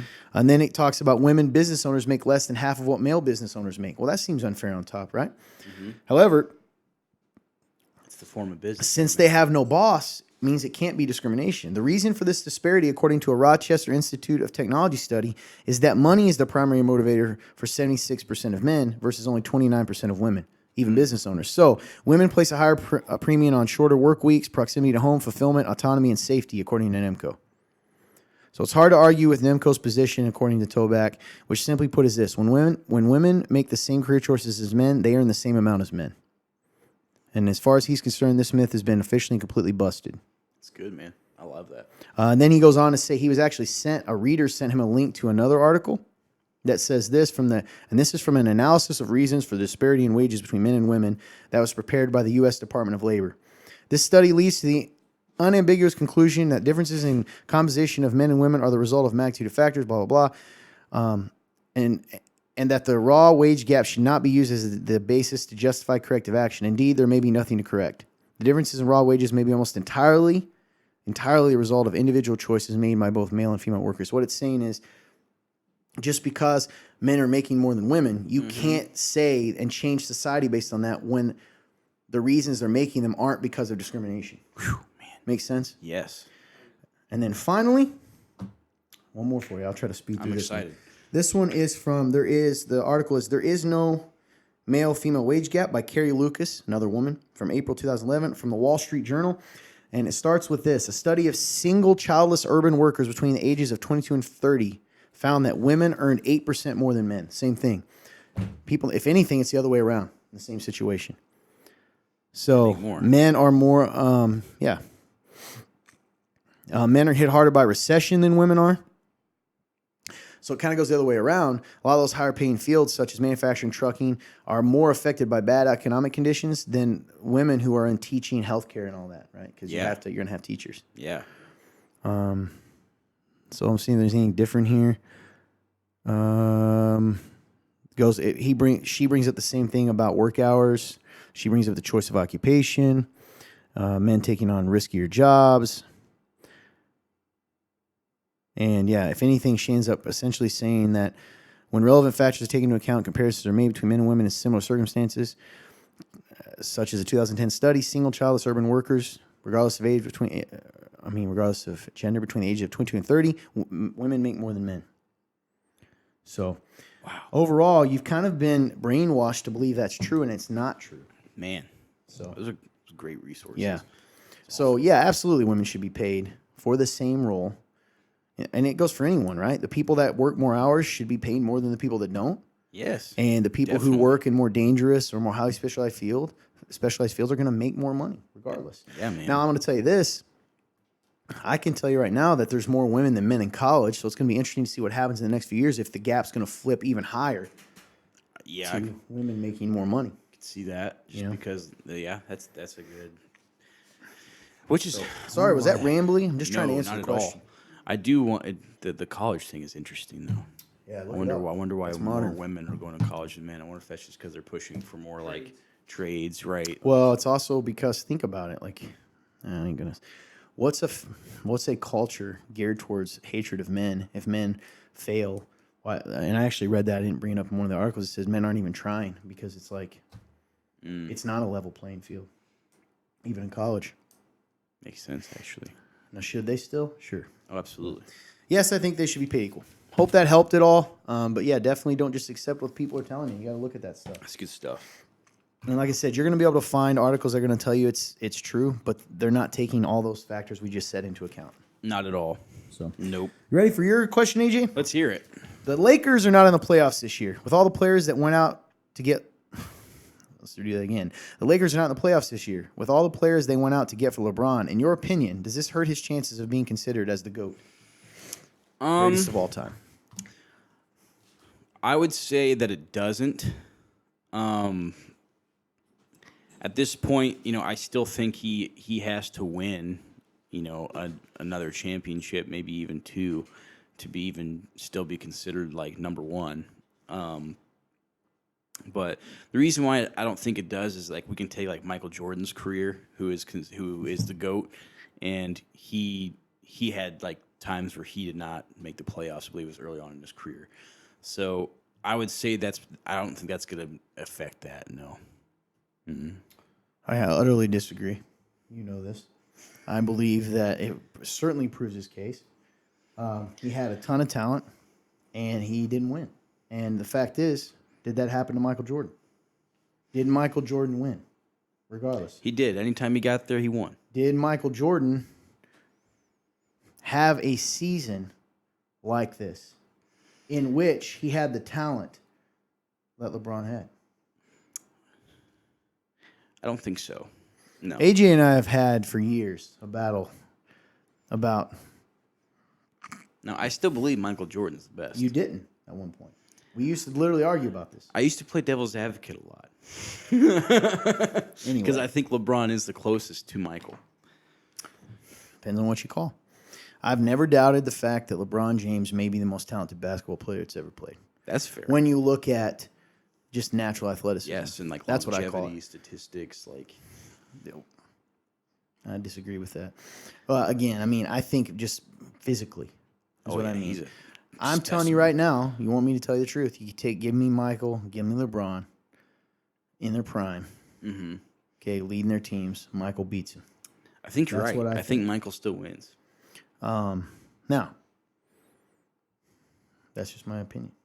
I don't have an issue. I respect LeBron James. It's cool that I've gotten to watch in my life, even if it was at the tail end. Two of the greatest basketball players of all time. Kind of crazy. At least one, too, for sure. Mm-hmm. So, I know people throw Kobe up there, who was great, too. And we don't talk about our generation because we didn't get to watch them. Like Wilt Chamberlain and Kareem Abdul-Jabbar and those guys. Like, we didn't get to watch them. Exactly. Or in those your guys opinion, are in Hakeem there. Olajuwon, who he confused with Kareem Abdul-Jabbar. but argued with me so So funny. passionately. So funny. You guys are forgetting about Olajuwon. Hakeem Olajuwon's a great Kareem player. Abdul-Jabbar? Oh, yeah. That's what I meant. But yeah, I don't know, man. Me personally, I don't think it does. So you don't, like, genuinely, you don't think the fact that, I mean, I don't know, man. Because I guess, like, what are you basing that on? Like, do you believe that the greatest players elevate the people around them? Definitely. Absolutely. Did he? This year, he carried a lot. Is that elevating? No, not. But now, statistically speaking, We're not talking about, he had a great year. He scored a lot. definitely. Did they win? He almost led the league in scoring. Did I think he they finished win? second. They did not win. No. And he was out a lot. And so were his supporting pieces. I did see that. Okay, That so was your something I argument saw. is you believe he missed enough games that had he played them, they would have won and been in the playoffs. That's hard to say. I don't know. Hey, listen, I like the fact that we're having this discussion. Yeah, it's hard to say. I don't know. I know that which I believe Anthony Davis is considered his number 2 piece. Yeah, I he think was out a lot. He was out a lot. That I agree with. Yeah. And I do think that affects you. Mm-hmm. I think they made a mistake in signing some of the guys they did because I think they almost wanted to make a point of like the old guys can still go. I think they can. I think, here's my opinion of it. Okay? Because, by the way, if you looked at Russell Westbrook's stats, I have, he averaged 18 points a game. which is significant. It's still good. Right? Yes. And you're with LeBron, who's shooting however much. Oh yeah, you got to step aside. My for point Pete. is, I guess for me, and maybe that's unfair, because he said the greatest of all time. That's not the most talented, right? Mm-hmm. I think the greatest of all time, like, how does he not make that work? I saw their coach got fired. You see that? Yes, I did see he got fired. I don't know, Again. man. A lot of How disarray. many coaches has that been? Quite a few. I'll tell you this: it's got to be tough to coach LeBron I would imagine because he's so much bigger than the game. yes. You know what I'm saying? Like, Yeah. in the sense of like, so his power. I mean, he just gets what he wants, man. That's In true. a lot of ways, it'd be hard to Yes. coach that guy Definitely. because between ownership most of the time, because he's a money draw, right? If you have to go with a coach or him, who are you going to side with? Him. Yeah.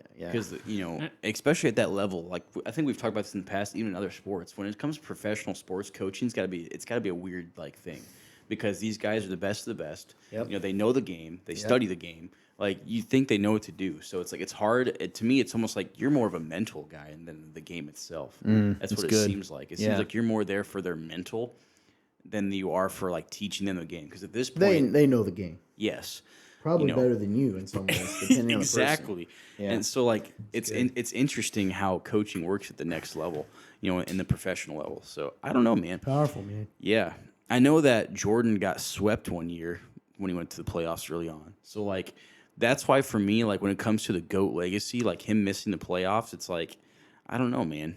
I think it took Jordan 6 or 7, I can't remember. I think it was 6 or 7 years to get to the playoffs, if I remember correctly. So it's like, I don't know. Now, since LeBron is established, and this comes at this point in his career, maybe. I don't know. It's a good question. Yeah, man. I just think, like, I guess for me, okay, and I would call myself a casual basketball fan. I'm not in depth. I mean, dude, how is this even a discussion? Like I feel like people in your camp, although you say you're not, okay, in the camp of him and the greatest. Yeah. What are you basing that on? The fact that this dude scores a lot and is statistically and like, dude, Michael Jordan, apples to apples, right? Maybe not the exact, but his statistics are just as impressive, and he definitely. won. He won. Yeah, he did. You It's hard to And the argue. best, dude, the argument I hear, I just heard it the other day. Well, the talent's so much better now than it was back then. I mean, that is, in my opinion, so dumb. It's a different game. It is a different game. I So agree. how good would Reggie Miller be when you couldn't be touched shooting threes? Would he have been Steph? I don't know. That dude could that's a shoot. good point. Yeah, it is different areas of basketball, so it is hard to compare. Like, And then, I think Jordan. that game was crazy back then. Mm-hmm. As far as like what they allowed people to do to each other. And the game has changed a lot. Yes. For Michael, a lot of his career, like literally, you had to play defense literally differently. It was against the rules to do some stuff you can do now. So like, I think when he was still playing is when they started introducing new stuff. Yeah, So but by he the end of his he got a career- taste of both. So like, if I remember correctly, and for anybody who's listening who's a huge like basketball fan, and I could be wrong. fix this, Yeah, but if I remember correctly, Michael, for a decent portion of his career, you were not allowed to play zone defense. I think that was against the rules. What? Yeah, there was a point in the NBA where you were not allowed to play zone defense. It was a relatively newer rule in like the 90s. So or it was either that or you couldn't double team. It was it was a weird rule that they eventually were like I think they realized like that's a weird thing. So like they got rid of that. Zone. Was I right? It's weird. Most teams still do not use zone as their primary defense. Mm-hmm. 2001, 2002 Is when the zone was allowed. So yeah, you could not play zone defense. So a lot of the time, so I think some people will make Pretty the clear argument the reason for the reintroduction of the zone was Shaquille O'Neal. He single-handedly was the reason. because you had to play him man, and you already know you're not stopping that guy one-on-one. He's going to eat you alive. So I think some people will make the argument, and again, this is me still kind of in the middle. I think some people will make the argument, well, Michael didn't have to deal with double teams. He didn't have to deal with zone. Bro, you and I'm about going, to embarrass you. Mm-hmm. Only in 2005 was hand-checking forbidden. Michael's done by then. yes, You know he what was. that means? I would imagine it means when you could actually put your hands on a defender. Flagrant. That one's interesting. They only did flagrant fouls in 91. So I think some people, like I've heard people kind of try to make the argument before of like, LeBron's had to deal with more because, he had to deal with like a zone defense or had to deal with the idea of a double team, and Michael didn't have to for a long time. Yeah, I don't know about that because Michael essentially got they're saying- mauled. Yes, constantly. Michael got mauled. Yeah, the game was a lot more physical in his era. Yeah. And So I think that kind of made up for the idea of not having to get, quote unquote, double teamed. So, one-on-one was it hard to stop Michael Jordan? Absolutely. And that showed in his stats, Yeah. But that doesn't mean that he had it easier. So. You don't know how you get another Michael Jordan? I'll tell you right now. You get a LeBron and you put him with Kobe's mindset, and then you get another Michael Jordan. Michael Jordan had an understanding of the game that LeBron doesn't have. And that's just purely because you would, and I didn't believe this for a long time, and then you would watch interviews where they would talk to him after the game, or they'd talk about play-by-plays, or they were trying to explain stuff, and you would see this dynamic because the coach would just go, "What's happening, Michael?" And then he would tell you absolutely everything that happened on the court. He had vision of the whole court constantly. Michael was the number one piece that was practically triple teamed, even if they weren't allowed to do it. The way they did it was because basketball is just as shady as football. If you can cheat in some way that doesn't get caught, cheat. So they ripped him apart. He was in a harder time. LeBron is in a softer time, and he had more weapons around him at times than I argue that Michael didn't have. And Michael was also able to use whatever pieces he was giving to win games. When it was 100% possible, and you also couldn't say when you were playing Michael Jordan, that was a competitive game. That was never not a competitive game. 100%, it was always competitive. It was always, you were worried because there was a chance that Michael comes back. And he did have some physical prowess and just that mindset. That mindset is so different. LeBron doesn't have that mindset. What's interesting to me is, now I do agree, I think they play differently. And Scottie Pippen even said that. Scottie Pippen came out and said that he thinks LeBron's a better basketball player than Michael Jordan. But Scottie Pippen also, it's been said, is mad at Michael Jordan. which makes sense because 100% mad. Scottie is very what's the word? Petty. Thank you. That's exactly anyway, what I was looking for. Because Scottie Pippen came out and said that he thought that LeBron was a better basketball player in the sense of the game. Just he's the guy who brings up, like, statistically, you look at all the categories that he's better than Michael as far as like points, assists, rebounds, or whatever. Now, I will say what's interesting is you can take a guy like LeBron and say, sure, maybe that's the case. But then you can also equate it to, but he didn't win when he got there. Michael was willing to do whatever he had to do himself to win. Whether that means I score more points and only get one assist, who cares? I won. But you won. So it's an interesting thing because then people will say, Michael won. And then people will say, but LeBron was like the better basketball player, for quote unquote. So it's just it's a hard, people always want to redefine it. So we'll never know either. It's just fun to talk about because you're never going to get them to be able to play each other in their prime. Nope. Period. Nope. So that's would interesting. I have loved it? Sure. What's cool? Actually, it's funny that somebody asked this question. I actually saw the other day that there was some hidden footage out there that people still can't find of LeBron when he was 16, and he actually got to play with Michael for a minute. I think this is when he was on the Wizards still, but he got invited when he was 16 to go play, kind of do like a scrimmage. And some people said 16-year-old LeBron was like making pros look like idiots out there. I was like, dang, that's crazy. So it's interesting that those two did have a lick of time with each other on the court. I wish we could see it. I just saw last couple of weeks that actually Jordan supposedly, I don't know if this quote is attributed to his favorite player and who he thinks is closest to him is actually Steph. Really? Interesting. I would say it's mindset probably because that dude will shoot. He's a killer when it comes to like, he's not going to stop. The style of his game's not the same. No. But I think Michael's probably appreciating the mindset. It makes sense. I'm surprised he would say Kobe. I feel like Kobe's not here anymore. We're talking about who I think this was like recent. He just got you recently. Anyway, bores a lot of people. Yeah. So, sports. We will. Good stuff though. Great question. It didn't bore me. We love talking about this me stuff. too. But for those, we'll move on to talking about Hillsong. Yes. Because we want to get to that, and there's a lot here. So we're gonna get ready to dive right into that. So there's a lot to talk about in regards to this Hillsong issue. Yeah. And as we move into part 2 of the show, because this has been a jam-packed show, that's kind of going to be our focus. Now, I will tell you this, and I mean this genuinely. We joke around a lot. I really wrestled with this because, and we mentioned it earlier, AJ said the same thing, but we want to treat this with dignity and respect and honor.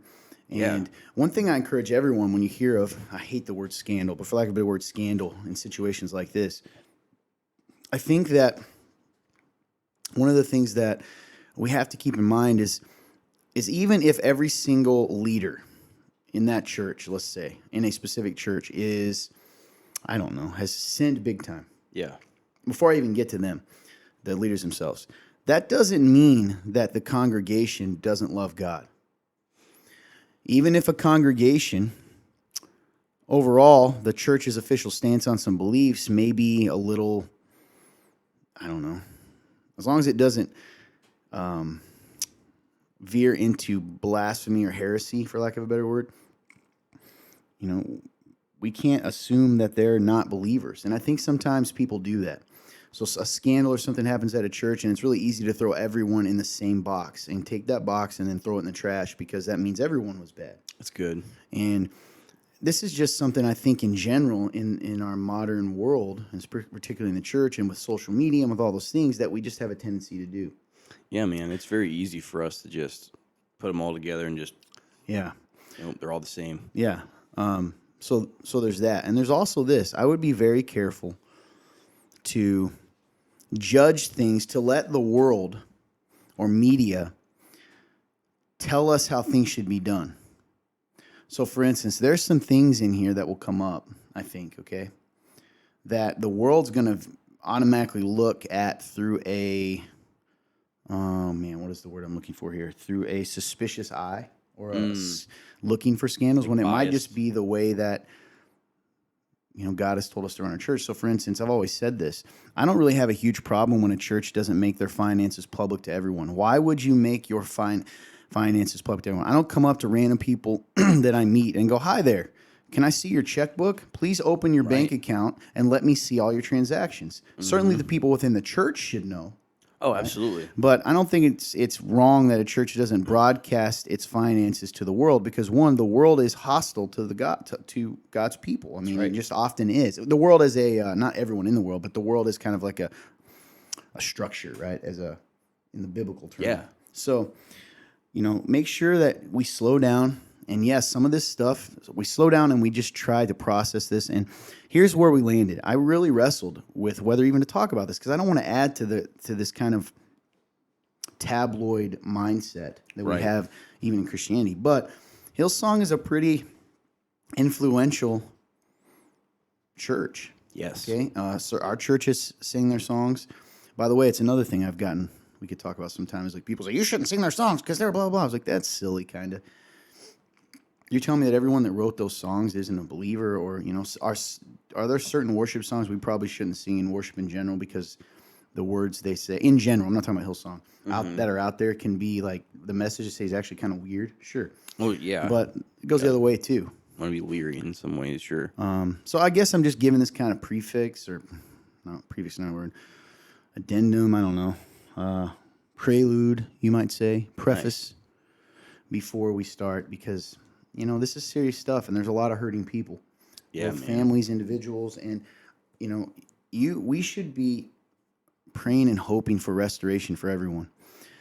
And certainly, we should grieve the fact that this affects some people's view of God's people and God's kingdom, and that's the heartbreaking part. So. Yes, very. Anyway, there's really a lot to talk about. Did we talk about, guys? You're going to fill me in. Fun turn, maybe. Did we talked about the head pastor stepping down, right? Did we do that in the past? on the We show? talked about Brian Houston. Okay, so Brian Houston stepped down. Might be a good place to start there. The past week or two, Hillsong has been, they're just coming after him. So we've had, I believe there was a documentary that came out. I had some people in the church come and go, Todd, have you seen this documentary? It's crazy, I haven't seen it, to be fair. Right. But, me either. it's kind of interesting, right? That boom, boom, boom, everything's coming out at once about Hillsong. Yes. So kind of an update on the pastor side of it, on Brian Houston, only because it's public. And I didn't mention this. So why did we end up talking about it? Because they're influential and a lot of this stuff's gone public. So we want to try to help steer people's, give different views on this stuff. Sure. So starting with him, the biggest thing with him, because he went public, and weirdly enough, Daily Mail put this out. The Daily Mail. Okay. And Headline of the article is Hillsong bosses hit back at founder Brian Houston's online rant at them for making his wife redundant by text as they tell followers to pray for the couple. Mm-hmm. So what this boils down to, AJ, and why don't you just tell us the gist of what's happened in this? Do you know? I mean, essentially, they knew that Involves they were his going through wife. this. Yes. So Brian Houston had already resigned. That's but right. His wife was still employed. She was still on staff at Hillsong. Yes, and they had essentially now being redundant. Essentially, is being fired. Yeah, right? I think that's a weird word for them to choose. But long story Yes. short, yes, she was fired. Yeah, so they essentially fired her by text, and this just caused a huge just frenzy.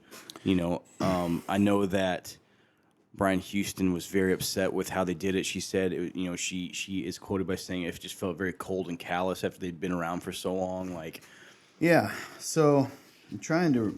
Did he actually give the text? Oh, okay. So the text was this. I wanted to let you know I'll be sending an email shortly regarding your appointment. Please let me know if you'd like to talk about it or if you have any other questions. oh yeah. And then Miss Houston responded, like publicly, by saying, I don't even have words. Or maybe she sent back in text. I don't even have the words to express how cold and callous this has become. Now, then Brian Houston goes out on his Instagram with that's weird. I don't want to talk about it, but that is weird. Yeah. Many, many likes. Mm-hmm. Did you see that? Weird. Look at the account like. Anyway, he said, after 39 years of exemplary service, this is a quote, after 39 years of exemplary service and extraordinary faithfulness and fruitfulness, this is the communication Bobby received from the Hillsong Church board as she is made redundant, effective immediately, through no choice of her own. This just 3 weeks after she hosted her 26th year of color conferences, a total of 118 conferences around the world. She has relentlessly served God and served people as she stood side by side with me for 4 decades leading Hillsong Church, faithful in the good times and the tough times alike. And we're supposed to act like this is all okay. It's not! Exclamation point. Our beautiful church is losing its soul. Mm-hmm. Now, yeah, on the surface, first of all, I didn't really find the text personally. I don't know about you. That mean. No, like, man. even if, right? I'll read it again. This was the text they received. I wanted to let you know I will be sending an email shortly regarding your appointment. The text read, please let me know if you'd like to talk about it if you have any other questions. Yeah, they gave her an opportunity To reach out. to talk through this. Yes. And the thing that's interesting is it says here, this article says it was said from the church, it was said to relate to follow up on previous discussions the church had had with both the Houstons in March about the role of the church. So they'd already talked about this has this already and been a told thing. them, yeah, Right, that this exactly. might be. So So yeah, the whole cold and callous thing, I don't know, man. It just seems like it's reactionary. It's a reactionary thing, like especially if they've been trying to have conversations like this for a little while. Like, I don't know, man. It doesn't seem like it's just out of nowhere. So it's just interesting. And I know that we have a lot more to go over here, but like at least from this particular situation, like I don't understand. Like, it's funny. Like we have a lot of conversations about like, oh, how people can take like one instance and they can kind of like judge the entire thing. Like you just talked about that, right? Like, or you can put from actions of one person, you can take everybody, throw them in that box. I feel like this is what he did, in a way. Oh, towards his own church. Yes, like he took and he's essentially he's saying our beautiful church is losing its soul because they decided and which sounds like they've had a process here of trying to figure out what they're going to do, and it came down to this decision, especially for his wife. And I don't know, man. To me, it's the same thing. Like he's taken all of them and put them in this box and going like, well, y'all don't understand. You don't get it. It's just like, Yeah. wow. Well, and I'll tell you this. I agree with you completely. That's a point that I didn't think of, is the idea of like he's sort of doing it to his own church. Yeah. It's hard not to view this for me and see him. His response, Brian Hughes' response on his, seems very like, I'm just going to be real, petty and very like attacking. Agreed. Okay? That last sentence that was added is losing its soul. Doesn't that seem very like, hey, on the way out, I'm going to say it's not good anymore? Mm-hmm. Right? Because I'm not a part of it. Because That's the way it can look. Now, I'm not sitting here, I don't know the ins and outs, okay? But I know this, strange timing. He's not, of course, he's not going to fire back when he gets let go or resigns, because that looks petty. But if he's doing so in defense of his wife, you know what I mean? And I don't know, man. It's like, I get it. I get sometimes during the, I'm sorry, what? It just somehow that gives you the go ahead. Yeah, because yeah. it's not you, right? So this is my personal opinion. I think that was foolish, you know, in the true sense of the word. Like, just a not wise decision. Yeah. And I think, I believe Brian Houston needs, I don't know him, but because of what has happened, and we're going to discuss even more, right? And Hillsong is this sort of, whether we wanted it to be or not, to the world, a lot of people have heard of Hillsong, even if they aren't Christians. And that's a flagship for Christianity, right? Culture affectors, influencers. Yeah, and, man. You know, what are you showing the world when you do this? What are you showing the world? And I get the temptation, and I'm not even saying they have handled it all perfectly well. I don't know. From the surface, it sounds like he was given a lot of grace. Was it reactionary? You know, remember the key here is it said he wasn't let go because of these things he did. Remember that? Because they were in the past. It's because he didn't follow through with the things that he was told to follow through with. Yes, it was the present lack of action, really. Yeah. So I'm not, I'm not saying Brian Houston's not a believer or anything like that. So we need to get that out of our mindset because, listen, we're all believers make mistakes. And I don't understand 100%. why people have a hard time accepting that. What makes someone a believer? I mean, you accept Christ. Yeah, and you're a disciple. And disciples stumble and make mistakes. And my hope, until it's proven otherwise, I have to treat this man as a brother in Christ. And it doesn't mean that I'm not going to go, listen, man, somebody needs to tell this guy, you need to come to reality and see that your words still matter. Even if you're, quote, disgraced, your words still matter.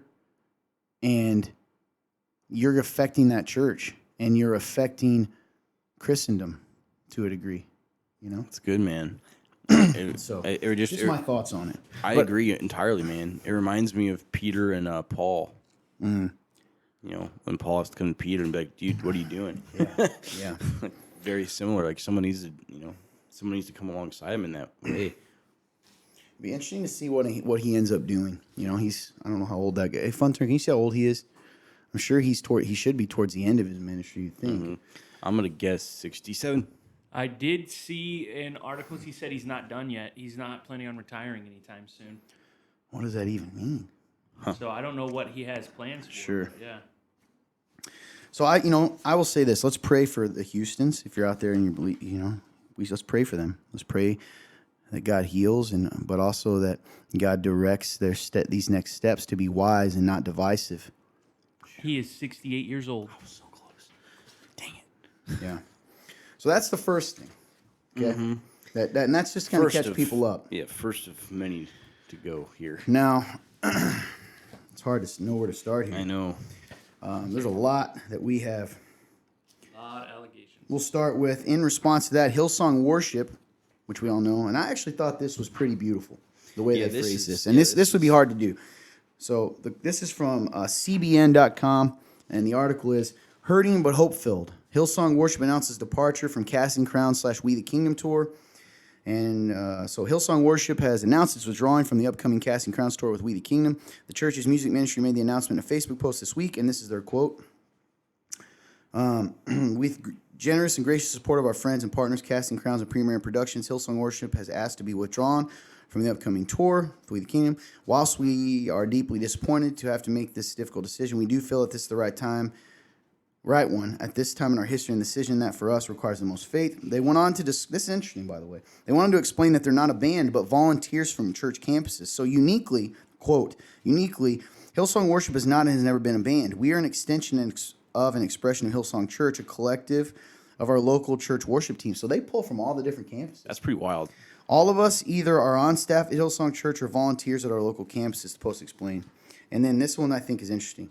Right now our church is walking through some difficult days and navigating significant change.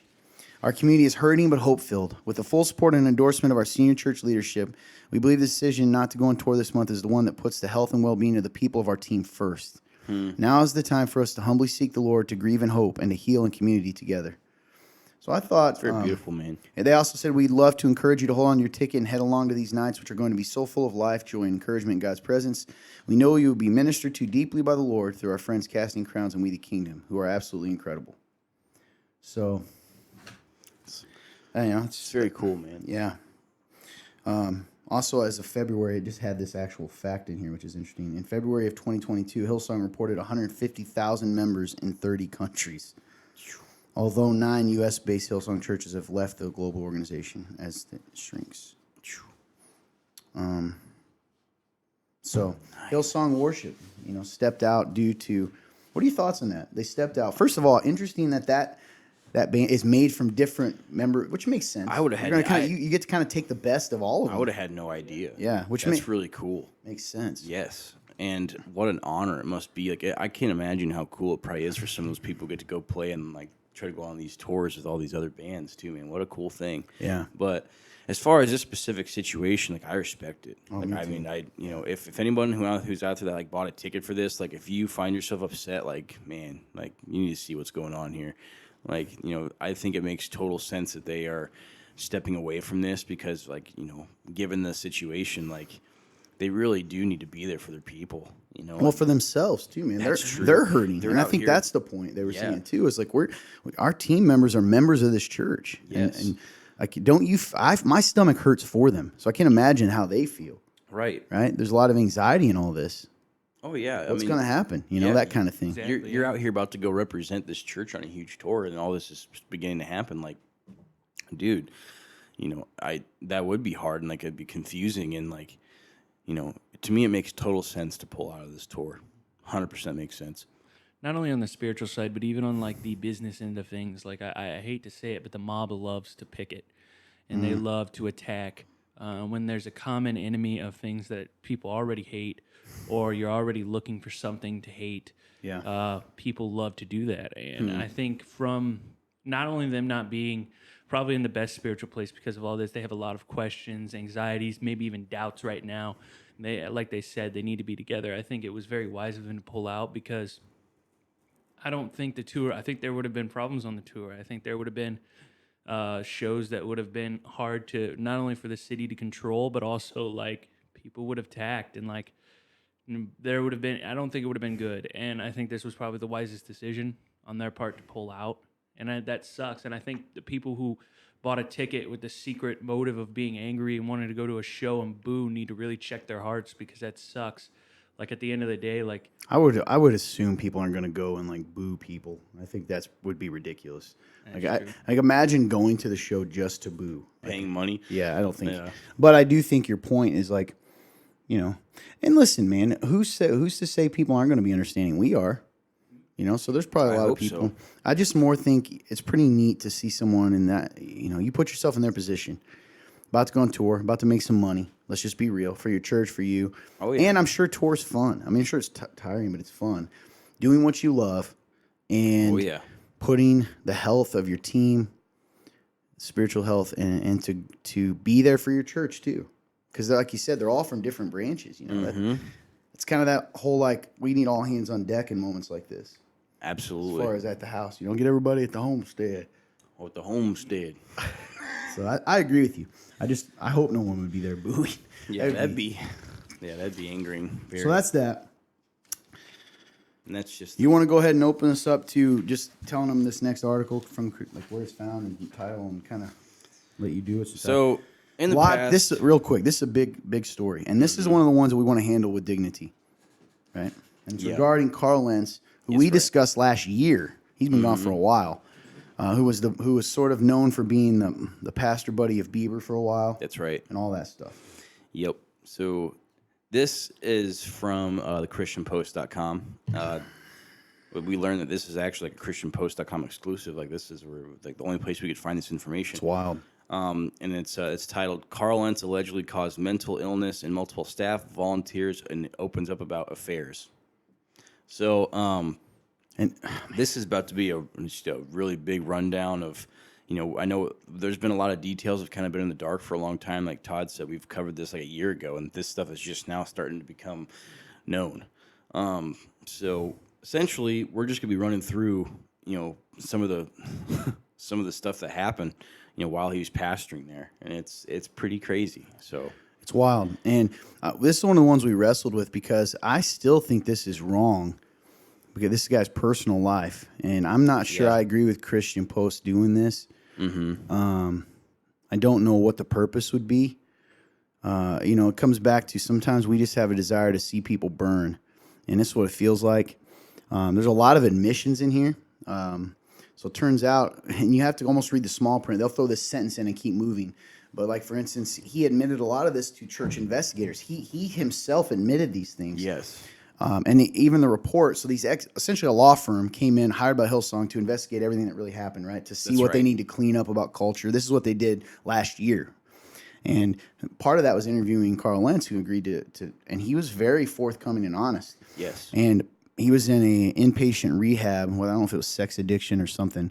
I'm not. That would be my guess, or maybe love. I don't know that. Don't quote me on that. But in that, he's being radically honest. Now, the temptation is going to be to go, "This dude is a monster," right? Right. But we got to remember, he didn't have to admit this stuff. it's true. Yeah. And so to me, I guess I'm holding out hope that maybe this is part of his repentance, is some of this. That's my hope. yeah, There's going to be a part in here where he says that, he admitted to investigators, quote, "I'm a very good liar," something to that effect. And that sounds horrible on the surface until you realize maybe he was saying, hey, I have to admit I got through that because I was a good liar. I'm a good liar. And so I guess I just want to say that because I'm not saying what we're about to read is okay. And I'm not saying he's not what this is going to paint him. He very well could be. But I know that it's heartbreaking regardless. And that somehow and for some reason I empathize with him. And I don't know. Empathize not with his actions, but I guess man, what a fall, Yes. And my hope is there's people around him that's trying to love him through it. help build him back up. Yeah. Man. Yeah, not just tearing. And the him apart. people that were affected by this, right? I mean, I'm not saying that. Sometimes I feel like if you feel for someone who made mistakes, that you're saying you didn't feel for, quote, victims. Which, P.S., this is real talk, and it's probably gonna be popular. What I'm about to say. We don't have anything in here where anything like. Let's be very careful using the term victim. It takes two to tango, and I think sometimes we forget that. In this popular Me Too movement world, it's very easy to demonize men. Now, I understand power and fame and influence and how that can, I don't know, affect people. Sure. You can kind of get what you want in those moments, and that's wrong to use that. But also, I guess I just want to say, let's be careful to use the term victims, because I guess victims in a sense of, no, I don't even like the term. People who were hurt, through his actions. So anyway, go ahead. good. I just want to. I think it is important to still say the sentence. This law firm did come out and say this is the sentence that Todd was talking about. Good They point, quickly yeah. put it I was out. about to say that too. Good call. So this is by Zuckman, Gore, Brandis, and Crossman LLP. It's a law firm. What they put at the beginning of this is due to limited amount of documentary evidence and the extensive assertion of failure of memory by certain witnesses and the necessity to rely upon oral testimony and demeanor. The conclusions in this report, although they may be phrased in a factual style for readability, should be understood as the contentions of a witness or statements of opinion by the investigating attorneys. So, in Right. other words, in court, this is not going to be treated as actual fact. It is. These are things that they said, but. Yeah. Well, and to be fair, remember, this report was not they were hired to come in.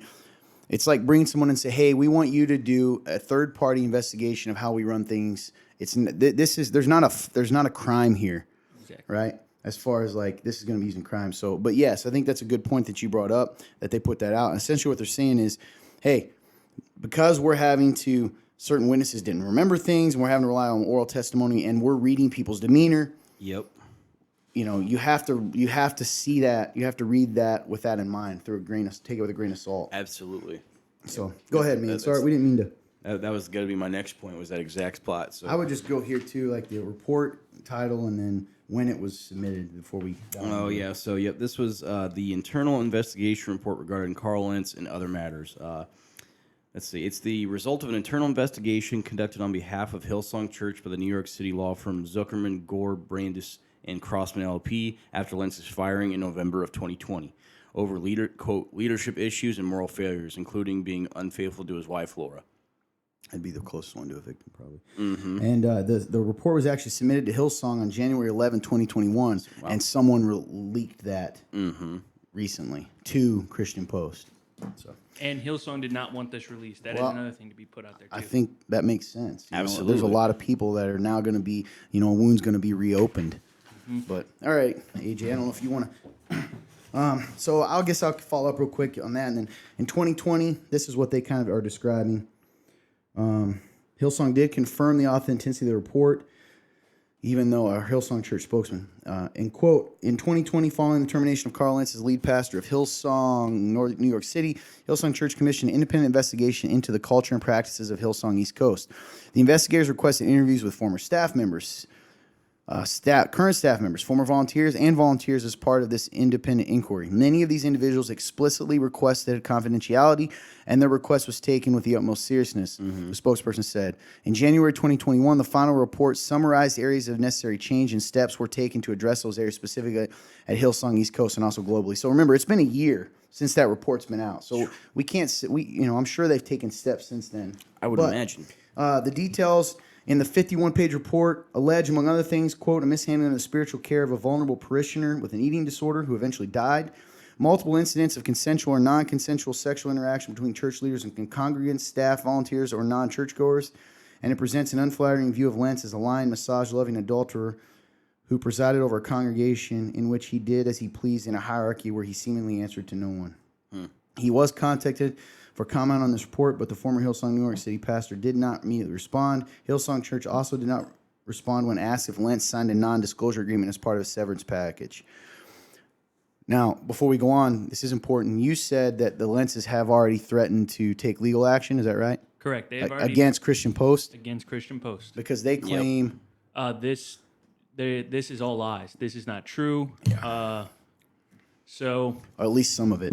Some of it is definitely not true. And in fact, they've even come out about certain things and said, we have irrefutable evidence that some of this, if not all of this, is lies, is what they are claiming. Yep. And his wife specifically now is in the news. She's making a very big push to be like, if you don't take this down, like you are lying. And like basically coming after everybody at this point and threatening lawsuits. Yeah. So we got, we're saying that so you guys know both sides.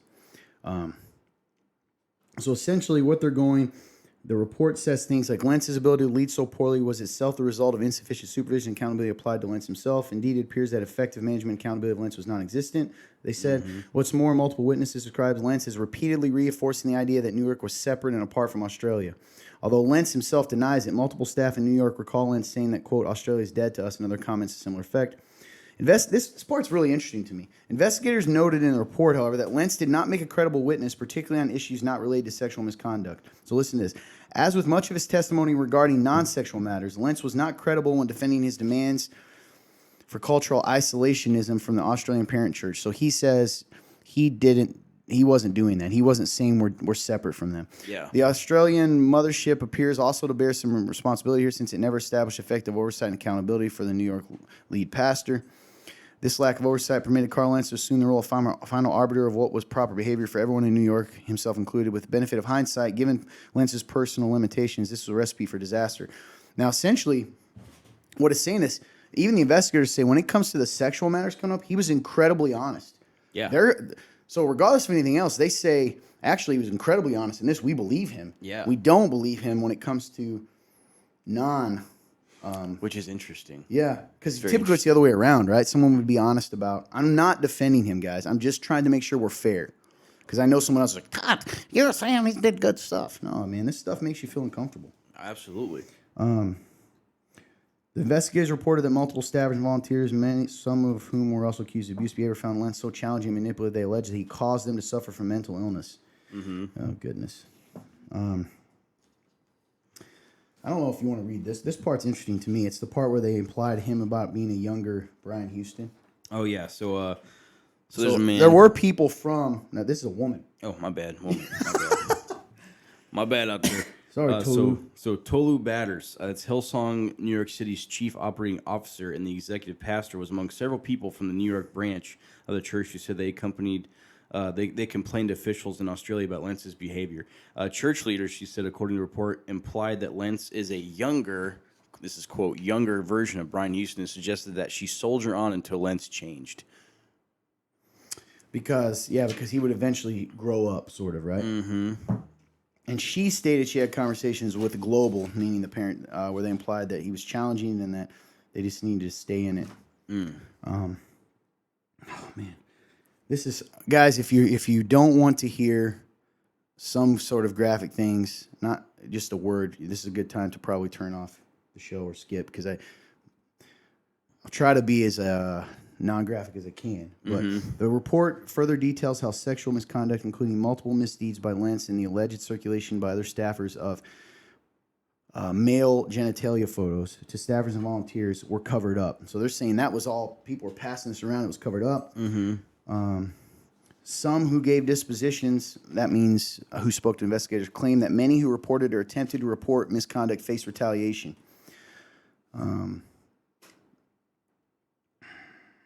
The revelation of the details comes from the report comes after Hillsong Phoenix lead pastor Terry Chris revealed on March 27th that he had asked Hillsong to make the results of the investigation public in the name of transparency and accountability. He to be fair, this guy's also has formally asked to separate from them, and they changed their name and all that. Yep. Yeah, he was making it a big point to try to get them to come out with all this. Man, what do you think about this statement? So this pastor from Phoenix who came out. I know, guys, we're moving along. Trust me, we'll slow down in a minute, but we're trying to catch you up and then give you our thoughts. So this Chris, okay, he's a pastor from Hillsong Phoenix, which was formerly Hillsong Phoenix. Right. He's the guy who comes out publicly interesting. He's like, I'm the one. I said that they should be transparent. This is a sentence in here. Chris further called for an investigation of Hillsong Church's global board and the punishment of members who have done more to protect the institution than the people they serve. Punishment. Man, that I don't know if I like that. Me either. But when asked by Christian Post why Chris' requests to make the details of the report on Lentz and Hillsong New York City were denied, which, by the way, he's only coming out with this now that this was dropped. That seems weird. Hey, I was calling for it. Anyway, I'm not saying that's not true. But, everybody's human here. When asked by Christian Post why Chris' requests to make the details of the report on Lentz and Hillsong New York City public were denied,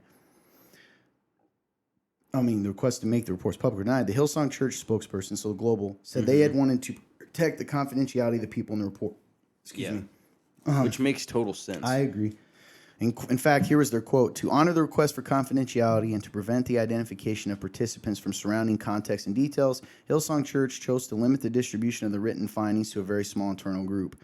This group was tasked with applying the learnings and enacting change, including updating and strengthening policies and procedures." That's not that's not abnormal.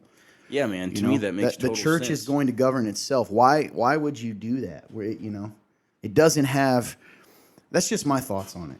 I'm sure I can see the argument the other way, being as big as they are. But let's remember that. Would we ask? Do other smaller churches do that? Just randomly come up and tell you how they handle everything, and they put that out publicly for everyone to see? Absolutely Probably not. Now, people might say, yeah, but other churches aren't famous, aren't standing up there and on a pedestal. So I get that to a degree, but anyway, they also said we had honored the request. I already said that, yeah. We recognize that our culture must not merely transition. To move forward, it must transform. We're strongly committed to building a healthier church and have commenced this journey. The spokesperson further worried that any unauthorized release of this type of information acts as a deterrent for individuals who wish to participate with any organization's desire to uncover and address truth as a basis of change. So yeah, say you're a part of this or you've done something silly, you'd be terrified to actually share because it might come out. Yeah. So I can see that. Again, I'm not saying I don't think I kind of agree with him a little, I guess. Like necessary. I don't know where I'm at on that. They're famous, so I understand why, right? You're right. But on the other hand, what's the goal? Of making it public. Yeah. Like they. I mean, I don't know. To Chris, show the world maybe that they're taking it seriously, I guess. maybe or maybe trying to I guess set an example of like being transparent. Maybe that's what Yeah. Chris was wanting, like to like show the world like, hey, like yes, we are Hillsong, we're this giant church, but hey, we're still broken people. Like I don't know, maybe, but I don't know what Chris' point of view actually was. I don't really think, me personally as a human being, I don't think he's the most upstanding guy right now, and I don't. Okay, this is his personal opinion. I don't This know. is my personal opinion, and I have some questions for him personally, but I don't think. I think Hillsong made the right choice in not releasing it. I think the fact At least that you can anybody- understand why they didn't. Whether Oh, it's because 100%. at this point it's one of those things like, is there a perfect choice? I don't know, because somebody's getting hurt either way. So you can Right. kind of at least understand if that's the real reason why they didn't. You Yeah, know, 100%. because they still are a church. yeah, And these people are also still healing. There's a process to walk out with these people to actually like seek true change and true healing. If you're gonna just release all this, you're not only going to it's gonna make them not want to change because they're like, I'm already monster. I'm already a monster. Why would I need to change? This isn't gonna change for me. It kind of helps feed lies for those people in this. And while they aren't, and what they did wasn't necessarily smart or okay or good at all, it doesn't mean you don't walk through it with that person. I don't like that this report was released at all. Yeah, it seems a little odd. I agree, and it certainly paints. Now, I will tell you this: I'm sitting here thinking as you're talking. yeah, There's probably a warning in here for churches and people that could be God could use. It makes you go, whew, man, like it's that reminder that our actions affect people. truth. And I'll tell you this: as we're about to dive a little further, because guys, we're not anywhere in to what this claiming this culture is. No. Yeah. If it was what it said, heck, even the stuff he admitted, man, it was a wild place.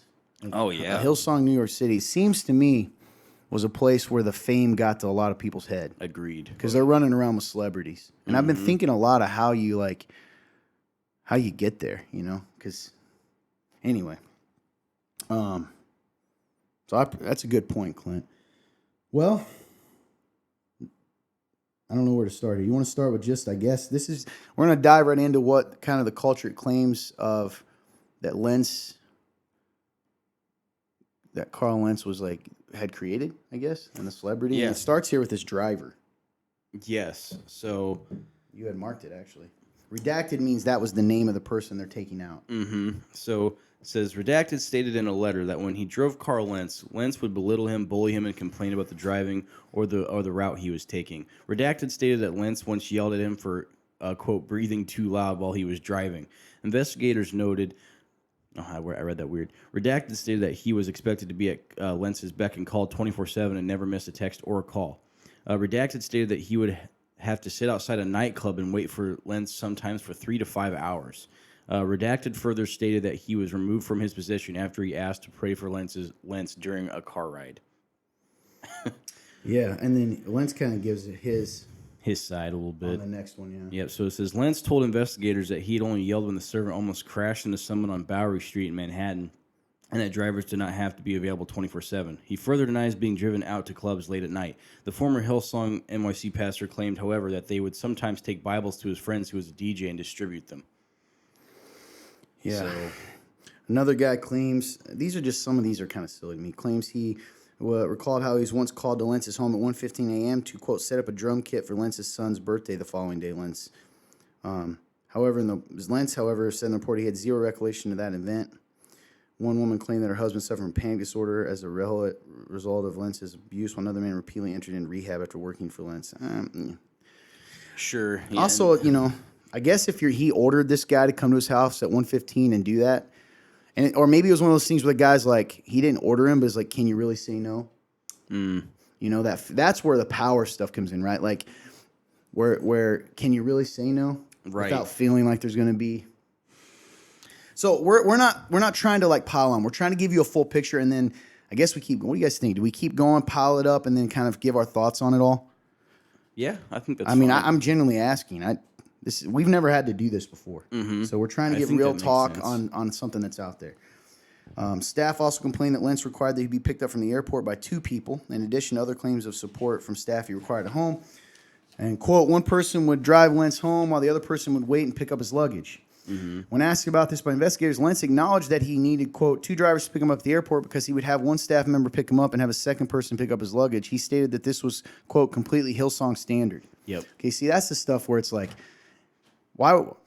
It probably was standard. Yeah. And I do think that's weird. Yeah, these first how do you few- get so out of touch, man? I feel bad having Funtern get me a drink, and he's an intern here. Right. And I'm not judging it because we all have our thing, But that's a culture thing, right? Is it creating that celebrity?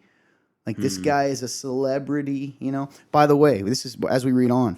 Maybe it's not to this extent, but does this happen sometimes within churches, even small churches? This guy becomes something more than a person. I don't know. So, but even that stuff's not like morally wrong in the sense. Like I guess it's painting the picture that he thought he was above people, maybe. Yeah, that he bought maybe. into his own celebrity. Maybe. Yeah. Yeah, these first few, a lot of them are just kind of reachy, in my opinion. Yeah.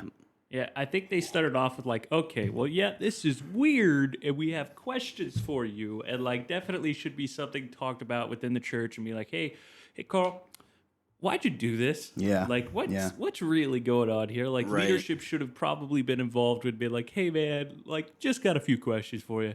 Do you see how weird this is? But definitely not like I'm sitting here going, this is bad. This is really bad. Right. I wouldn't think that at all. Honestly, I would be like, okay, this is weird, maybe a little bit selfish and strange, but nothing to be super concerned about, something to definitely talk to him about. Right. And try to get to the bottom of. And I would say, and then moving on into, this is where it gets a lot more, like it starts to make a little more sense getting into the next section. what happened? Sure. Yeah, so the next section is about his sexual misdeeds, and this is where, Todd had the quote where he talks about being a very good liar. When interviewed in December 2020 about his sexual misconduct, which allegedly included messages, 3 affairs. Massages. Oh, thank you. I'm going to restart that because I messed that up. When interviewed in December 2020 about his sexual misconduct, which allegedly included massages, 3 affairs, and exposing himself to his housekeeper, investigators said Lentz appeared to be generally forthcoming and candid about most of it. Lentz also addressed viral media reports that a dog walker caught him having sex with a young celebrity in his Brooklyn apartment in 2014. Yeah, so the investigators, supposedly this dog walker claimed that essentially he or she heard Lentz, they knew there was this young female celebrity there, and that he heard them having sex in the room and then just kind of panicked and left. And apparently that went viral. The investigators say, quote, we asked Lentz about the news article that quotes an alleged dog walker who supposedly saw Lentz and a starlet having sex in Lentz's Brooklyn apartment. Lentz convincingly denied that that they employed a dog walker and said that no dog walker ever walked in on him having sex with anyone, investigators said. Lentz appears believable on this point, especially since the dog walker claims to have been walking their dog in Brooklyn at a point in time when the Lentzes were actually living in New Jersey. So that's an example of someone probably trying to jump on the hype train. That's right, And even the man. investigators say that story was It's not true. unlikely. Yep. And even at the time, the tabloids didn't even want to really, it was everywhere, but the tabloids never went into specifics, and it was one of those things where it was like, we're not going to touch this. Like, Yeah. we're going to touch this, Makes but you we're not wonder going if to the touch dog it. worker got paid too for saying it. But anyway. And then investigators noted in the report that Lentz's candor, meaning his truth and honesty, about his sexual misconduct might have been due in part to him being a resident at a 24/7 inpatient treatment center at the time, quote, where presumably he was being assisted by trained therapists and was forming the habit of honestly expressing what had happened. So I view that as a positive. Essentially, he was in this inpatient. Yeah. He was being very honest about this because he's got therapists who are helping him, hey, admit what happened if you really want to change. Yeah, man. It sounds like especially that's a good point to make because it sounds like there was a step there in trying to get better. Like he was trying to heal, and get through this. The only part that I guess he was, I agree. And the only part it seems like he was a little hesitant on, it says, quote, Lentz described receiving frequent massages, though he would not provide details. In particular, despite his obligations to cooperate pursuant to a severance agreement. So apparently in order to his severance, he had to agree to this talk. Lentz refused to answer questions regarding whether the massages he received were sexual in nature, investigators said. Laura Lentz stated that she had hunches and vibes that the massages were a bit strange and that in 2019 the routine of Lentz receiving massages became more of a nighttime occurrence. Review of Lentz's text messages shows masseuses quoting Lentz for the cost of massages and also other sexual acts, but it was unclear from the text messages if Lentz received only massages from these women or something more, they wrote. And then an interview and then we're moving on. So essentially, this article is a little all over the place. So right there, it's kind of over, right? These massages. Then we move into a different accusation. Yep. You want to handle that? Yep. So it says, on one occasion, redacted was... Oh, this is... Sorry, I should preface here. In an interview conducted with the housekeeper of the Lentz family in November 2020, she accused the former Hillsong NYC pastor of exposing himself to her on 3 occasions. So it says, on one occasion, redacted was washing her shoes in the bathroom sink. Kind of odd. When Lentz came into the bathroom, pulled his pants down and began peeing in the toilet next to her. On 2 other occasions, redacted was cleaning the bedroom when Lentz entered the bedroom and pulled down his pants to change clothes. Now, Lentz did deny this allegation to investigators and claimed the housekeeper was not trustworthy. And goes on to say that that person was sort of obsessed with fame because they would took photos of like celebrities he'd had there when he would meet, and then would leave notes on his bed, weird stuff. Yeah. So definitely kind of an odd thing. While he attacked the credibility of his accusers, Lentz also proudly seems odd. Yeah, to me. see, that's a weird choice of word. Because that part's not in the actual. This is Christian Post saying that. Mm-hmm. But Lentz also told investigators that he is, quote, a very good liar, end quote, who deliberately took steps to cover up his indiscretion. Such efforts included boldly lying to his wife Laura when she caught him and Leona Kimes, in flagrante delicto on a couch late at night, investigators said. So we looked that up. It essentially means sex, right? Yeah, she had caught them in the act, yeah. Okay. And then this leads us into some of the big ones with this lady named Leona Kimes, who you want to explain kind of who that was? And So Leona Kimes is she was the housekeeper to the Lentz's home, but she was also the wife of Josh Kimes, who is the pastor of Hillsong Boston. which is wild. So the pastor of one of the Hillsong churches, it was his wife, who also happened, what was it? It was a nanny, who was also being hired as a nanny, his wife was, for the Lentz family. Whew. Okay. For 7 years, she was a nanny. It's nuts, man. So Kimes accused Lentz of repeated sexual touching, though I think this is pretty obvious to me it was consensual. Mm-hmm.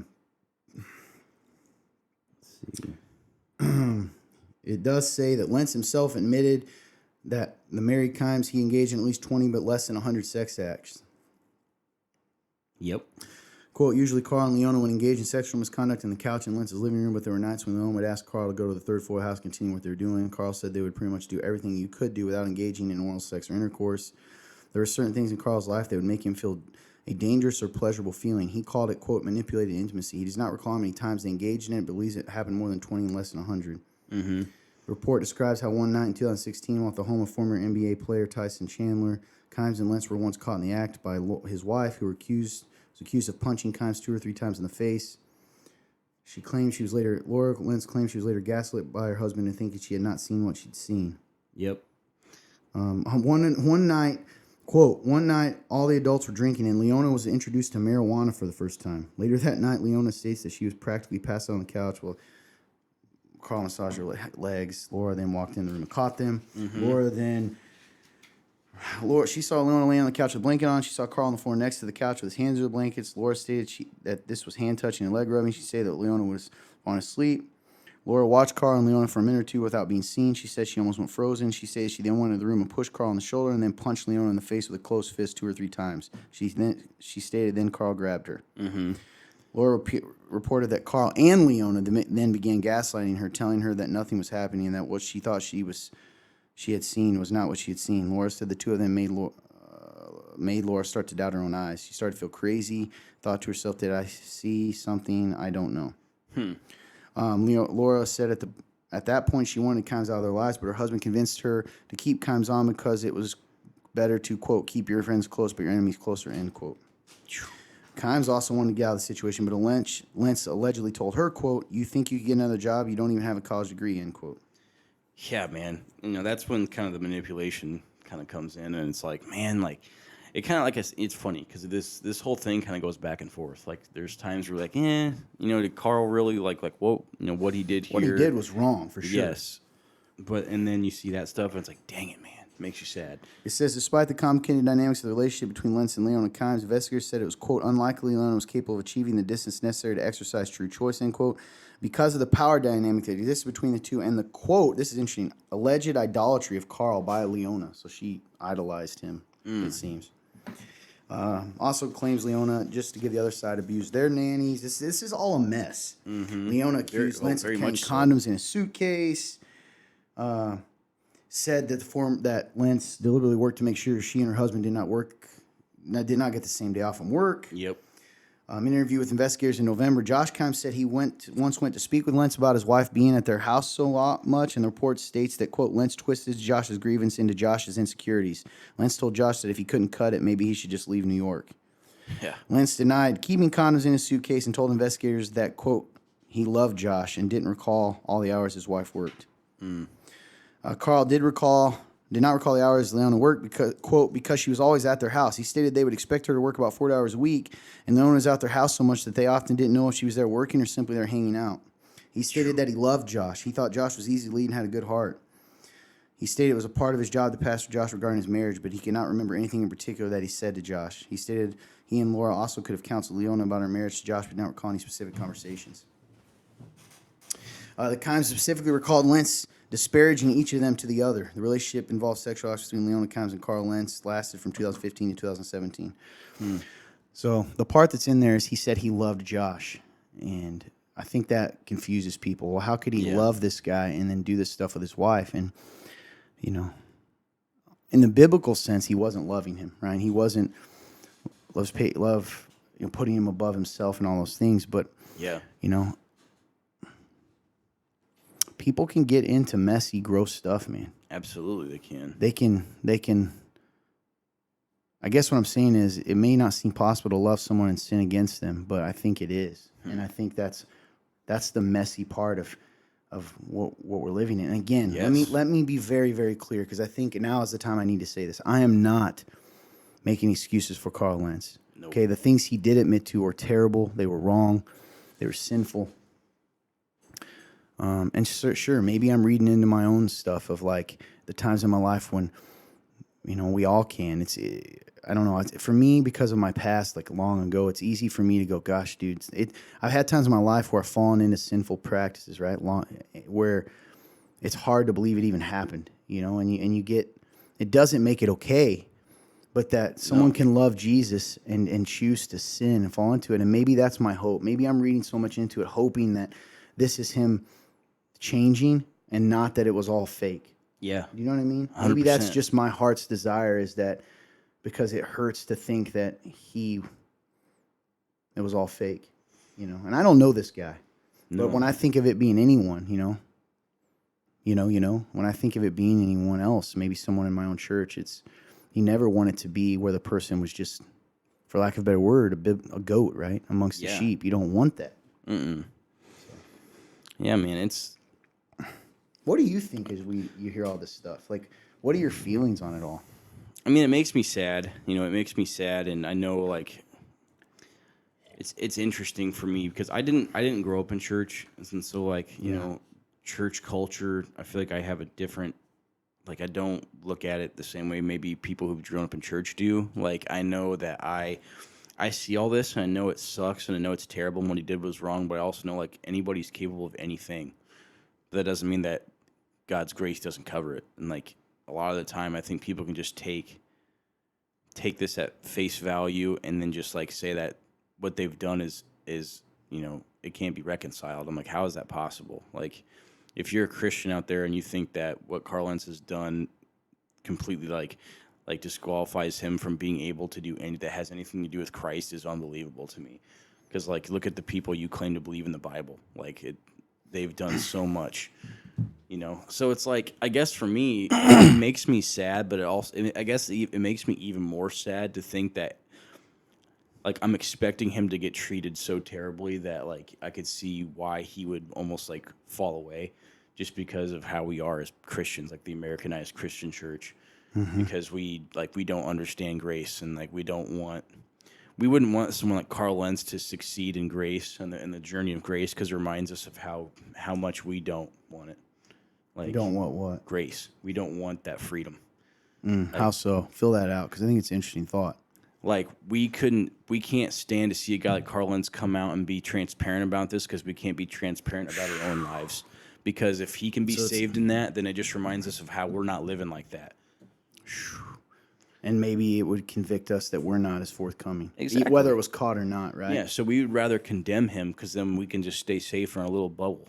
I will say too that this culture that we have of trying to tear these people apart, right? In general, like the idea and of it. Do you think it deters people in the normal day to day, let's say Indiana, small town church, from wanting to confess sin? Because they go, well, if it happened to that, what's going to happen to me? Absolutely, they can see these examples and go, "Why would I ever share anything? Why would I say I messed up? I had an affair. I had whatever. I did drugs. I did whatever. Like why would you?" Yeah, and it's not a matter. I feel like I'm always having to say this. So we can sit here and say that his actions, or let's say anyone's actions, adultery, affairs, is sinful and evil, right? And wrong and hurts people and hate it and say, gosh darn it, why'd you do that? And also say we hope for someone's restoration. Both can be true. It doesn't have, just because we're saying that is not meaning, I can see someone out there going, those guys are trying to make light of something serious. We're not. The kind of pain that Laura Lentz, who's the real, is in right now. Oh, in yeah. general, and this getting brought up again, and she chose to stay with him. Yep. Leona Kimes, Josh Kimes, these people, the people that trusted and believed in Carl Lentz, Yeah. Now, I will say this. I've always had issues with Carl Lentz sometimes. I've told you guys about it's funny. I'm far more concerned sometimes with what I've heard him teach than I am with this stuff because he had a big platform and did some silly stuff. I know he was on Oprah one time, talked about homosexuality and sort of made it seem like, hey man, like, to get claps from everyone. He pretty much didn't call it what it was. Yeah, that sucks. And those things bother me more than this. Agreed. But everybody was okay with that. You know what I'm saying? Meaning, like in that, the world Christian I didn't see people writing those articles. Mm-hmm. And It's fair, man. I don't know. And sexual sin is very serious. The Bible talks about it. All other sins take place outside the body, but sexual sin, the Scripture says, takes place within the body, the temple. Our body is a temple, and what it does, and so. Yeah, man, it's heartbreaking, and I guess it's one of those things. 10 years ago, without going into much detail, I found myself in a pretty crappy situation, in an inappropriate relationship, I guess, for lack of a better word. Yeah. And people didn't. It's hard for people to believe, so I guess I understand. And I'm not saying that's him. That's the thing.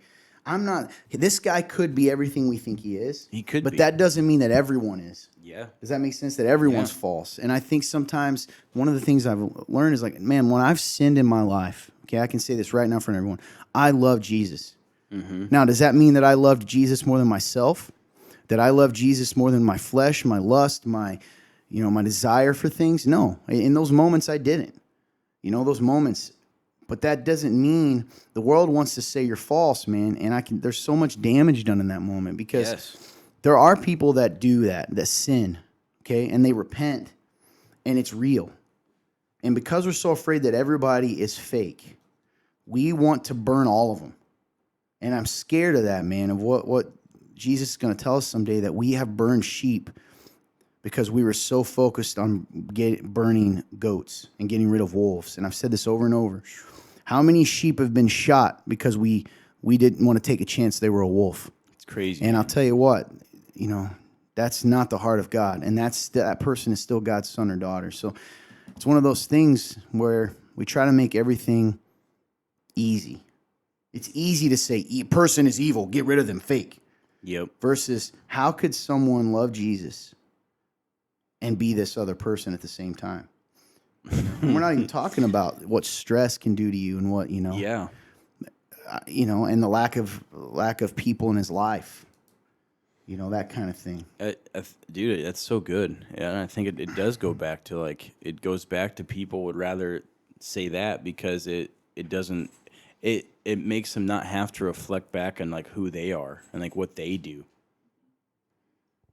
I think before I preface just slightly. I said before I say this, I'm not saying sin all the more. No, don't sin all the more. No. However, because you people out there are people out there that take it that way, and that's not what it is. However, what I'll say is this: sin does not change the call. It does not change what Jesus told you to do, and does not change what he talks about. Yeah. He talks about this with Peter. You forgive him. How many times do I forgive him? 60 times 60. He tells you to do that. And not only that, but he also talks about you love. You walk through it with these people. And guess what? Repentance and the actual is shown in the change. You will never know if a person Yeah. is truly repentant until they change. So you have to Or give willing them to. and they're willing to change. So you have to give them grace until you see it. You may not see it in that moment. You may not. Guess what? You still are. Yes, they're going to have to carry their cross, and there will be things that you have to ask them, but you are still called to go to your brother when you're angry with them. You're still called to go talk to them if you have questions. You do not allow that seed of bitterness to stay. And guess what? You trust that it will be shown whether they are truly repentant or not, and you leave that to the Lord. You need to be concerned with loving people. At the end of the day, that doesn't mean what they did is okay, but I think the church today focused far too much on burning people alive, like you said, Todd, than actually helping and loving people. And while that is not a omission to just go sin and do whatever the heck you want, we forget the heart of Jesus in the fact of what we're to love and to be with people and actually move people. You are not disqualified because you did these things. Yes, you may never serve in that capacity again, but do not limit Jesus. That's true. And here's the thing. We're not even saying, I mean, clearly, I think in his position and how bad it had gotten, there's no way they could, like, keep him on, Right. you know? So, again, and I'm not saying he's a good guy. I don't know it. And some of these things that are Right. said, but I'll tell you what, when I look at it from just a person, if this was a non-Christian that came to us and said, can I be forgiven of these things? What You would say we say? absolutely, yes, you can.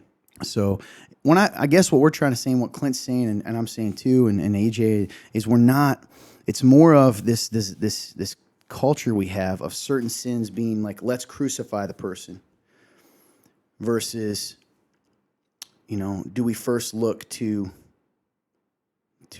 love and restore? You know, the Apostle Paul describes a situation in 1 Corinthians in which he comes into the church. There's a situation where a stepson was sleeping with a stepmother. We don't know any more details than that, right? A son was sleeping with a stepmother. Right. We get the idea that it had been going on for a while, and the church was just, this guy wasn't apparently an overseer or a pastor, but we get the sense in the scriptures that this guy had been doing this for a while. Yes. Well, Paul says, hey, you guys have let this guy just stay here. He's not changing. He's just walking around doing this. Quit it. He's not repenting. He's not changing. You need to kick him out. Yep. We have to believe that they have tried Matthew 18 at this point, which is go to this guy, tell him to quit, take another person. And instead, this church just gave up and said, yeah, go ahead. And he made them kick this guy out, okay? Yep. He said, this guy needs to go out. He's not changing. He won't repent. He needs to go out. And like, it's terrifying. He says, hand him over to Satan. See what it's like in the world.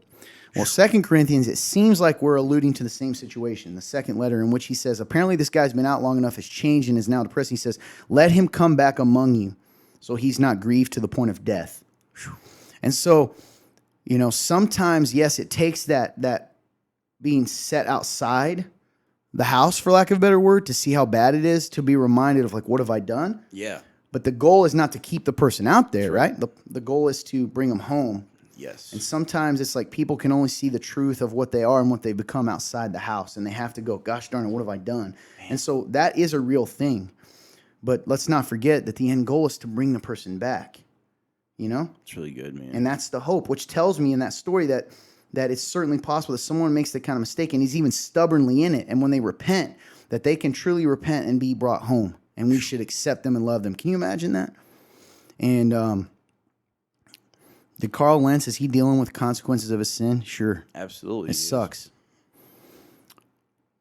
And I feel for everyone involved. And but man, we don't want to make light of it. And honestly, when we read this, we didn't read it. Go look at this poor guy. It's some, gosh. I mean, it makes you feel weird. Yeah, it's unfortunate. And that crazy thing is, these things weren't even the things he got caught for that brought all this to light. This stuff could have went on forever. Well, I guess 2017. What year did it say? Oh, June 2020. So he apparently at some point he had stopped with the Leona Cons for about 3 years. Yeah. So what if he had never, was that an opportunity that God was like, hey, maybe I'm saying it, we don't know, repented truly, and then he goes back to it, because that Then we come to, for the past year, in 2020 it started. He had this affair with this. She actually was, I'm pretty sure, Islamic. But this woman he met at the park. Yeah. And this is the one everyone's heard. New York City-based designer Raneen Kareem. Yep. She had a 5-month-long affair. It was uncovered after compromising text messages were found on his computer. He admitted to the affair with her. The affair began in June 2020. He stated that he had sexual intercourse with Miss Kareem on multiple occasions. He described a cycle. This is interesting. How human is this? He describes a cycle in which he would go to Miss Kareem's home and supposedly, quote, try to break things off, but he would lose his resolve, and the two of them would then engage in sexual relations. Now, this part's interesting, and he said, and this is the report, quote, it seems unlikely that Lentz's ritualized kabuki dance of, quote, trying to break things off was anything more. Seems like it was unlikely that it was anything more than a specialized form of foreplay or perhaps a transparent attempt to assuage his conscience, which is make himself feel better. And then they put maybe both. Oh, that's so powerful, man, that we do that, right? Like, what they're saying is, it didn't seem like he really wanted to break it off. He was doing that. He was telling himself that to make himself feel better. Yeah. That's such a human thing, man. Mm-hmm. He said he was in a park in a social distancing circle painted on the ground. When he noticed her, he said he asked if she wanted to circle as he was leaving. She declined. She offered instead to walk with him, and he ended up taking her number. His wife was not in town on the day they met, so the next night he texted her. He told her he would come see her. When Lentz got to her house, he said, quote, I can't be here. I'm a married man, and I shouldn't have taken your number. Kareem said, I know exactly who you are. It's okay. I'm not going to say anything. He said that she told him to stay for a drink, but soon after that, she was on top of him, kissing him, and they proceeded to have sex. The next day, he realized that he had gone over the edge, and he thought that the best way to handle the situation was to let her see that he was a human being. Lentz claimed that he would repeatedly try to end the relationship with Kareem by telling her things like, you're better than this. Now, that seems weird. Mm-hmm. But according to investigators, such comments only seem to make her fall in love with him more, end quote. Mm-hmm. It was discovered of the relationship by the church, which eventually brought that relationship to an end. At one point, Lentz called Kareem to tell her that everything was coming out and his life was over. He stated Kareem became enraged when he said, quote, don't worry, your name will be buried, end quote. Investigators noted, quote, he eventually realized that publicity was exactly what she wanted, and apparently soon after that call, she did an interview with The Sun. Jeez. Whatever that is, it's a New York-based company. I'd imagine, yeah. And that's when we actually heard about all this come out. Yeah, that was the big one that we talked about. He also admitted to while he was engaged in a relationship with her, he also revealed that he engaged in another, quote, inappropriate relationship with a woman he met in August or September of 2020. He listed in his contacts as Germany. He said he met her at a deli in Brooklyn. He stated that he saw this woman 2 times, that their contact was sexual in nature, but did not involve sexual intercourse. Mm-hmm. He stated Germany is not affiliated with the church, did not participate in or attend Hillsong. Investigators said Lentz remembers leaving one night and texting her saying that he was in a relationship and could not meet her anymore. And that was the end of it. Yep. Right? Yep, that was the end of it. So that's kind of I think, is that all of that? That's all the Carl Lentz part, yeah. After that, we would jump back into some other stuff. I think let's finish that. Let's wrap this up, though. Yeah. Because, I hope you guys can see why we went. Guys, I don't know. This is real talk. This is just me being real with you. And maybe I shouldn't. This is uncomfortable for me. I'm still wrestling with, even as we talk, I'm going, should we even do this? I get it, man. Like, I don't know. Are we participating in this? Yeah. I get it. But I guess I keep coming back to, it's already out there. Like I said, I had some people from our church come up to me and go, hey, did you see this new documentary from Hillsong come Right. out? And, it's like, I think it's called like Hillsong Exposed, right? Something like that. That's what it's called.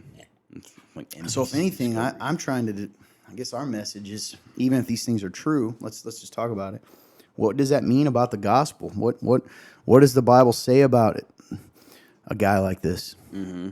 What do we know? Well, we know it's sin. Definitely We know it destroyed a lot of lives. It destroyed his life. But what else do we know? We also know that we serve a God who's offered us grace.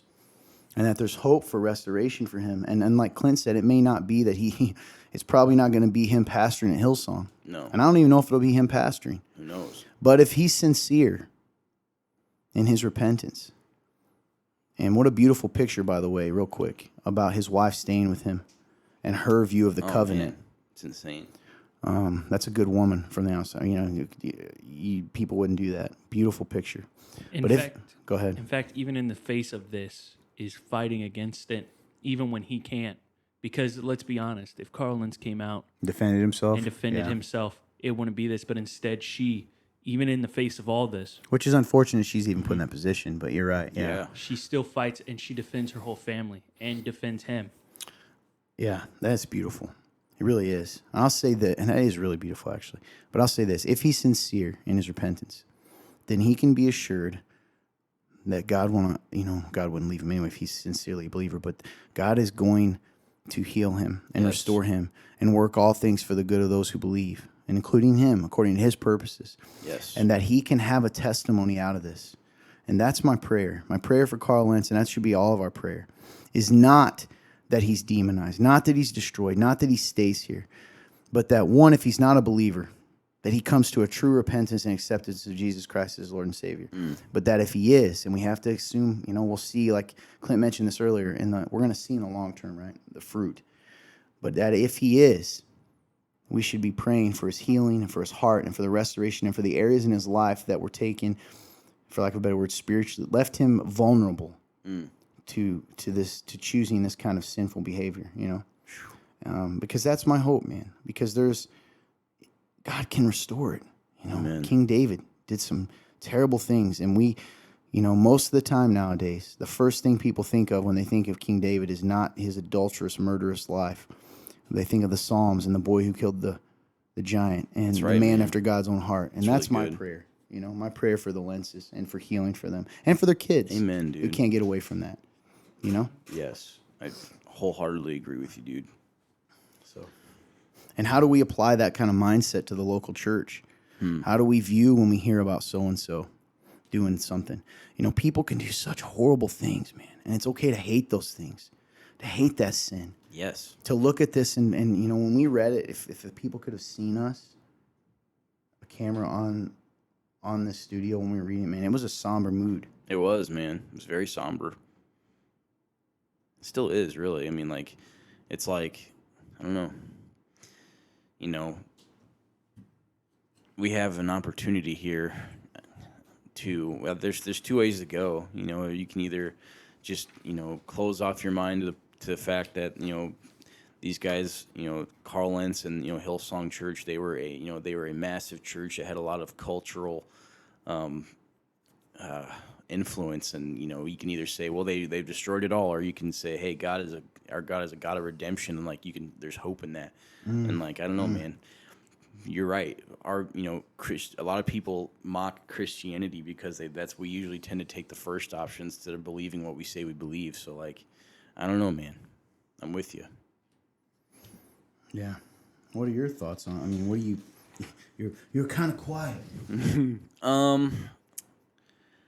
I don't know, man.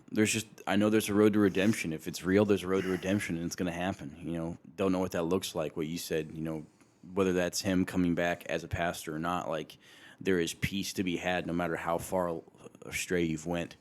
And I'm definitely sad about it. I know that it's hard when someone with the influence like a Hillsong Church, all this comes out, because I know that it's going to make a lot of people just make fun of Christianity, and they're going to call us hypocrites, and they're going to say, well, you guys don't even follow what you claim to believe and all this and that. And they're going to make fun of the fact that we're all going to bite each other over it. It just gives the non-believers a lot of ammo to just continue to, hammer on why they think we're idiots. So I don't know, man. That is the discouraging part of it, is I know people are going to see it and just think, of course, that's just church. That's the religious people. And I don't know, man, there's just so much more to it than that. And that's the hard part, because then you already know, at least for me personally, I'm waiting for someone to come up and say, oh, did you see the Hillsong thing? And they're not a believer. I'm like, well, how do you explain that? Or, just whatever. And so that's the only part that sucks of it. All the people, it sucks to think about all the hurt they're going through. Like you mentioned, Laura and all the, everyone that's personally involved, that's hard. The people who attend this church, I'm sure they're getting blasted about it. So I don't know, we talk about the ripple effect, and, the ripple is big on this one. So, Well, that's true. Yeah. So it's pretty big. And so, I think you mentioned this earlier, but man, just being prayerful too for Hillsong, for Carl, for the entire family, for everybody involved, because man, it's a tough time, but like I said, if we really stick to what we claim we believe, man, there's hope and there's redemption, and it's going to be beautiful. So that's what I cling to in this situation. It's good, man. Yeah. Well, I wish we could say we're done with Hillsong, but we're not. We got a lot left still. We got to talk about this, and I'll kind of intro, and if you want to kind of go through some of the financial stuff, it's on page 22. That's where it starts. Okay. Oh, no, perfect. So this comes from abc.net. It's ABC News, and the article is, former Hillsong pastors say they were threatened by Brian Houston to hand over their church and assets.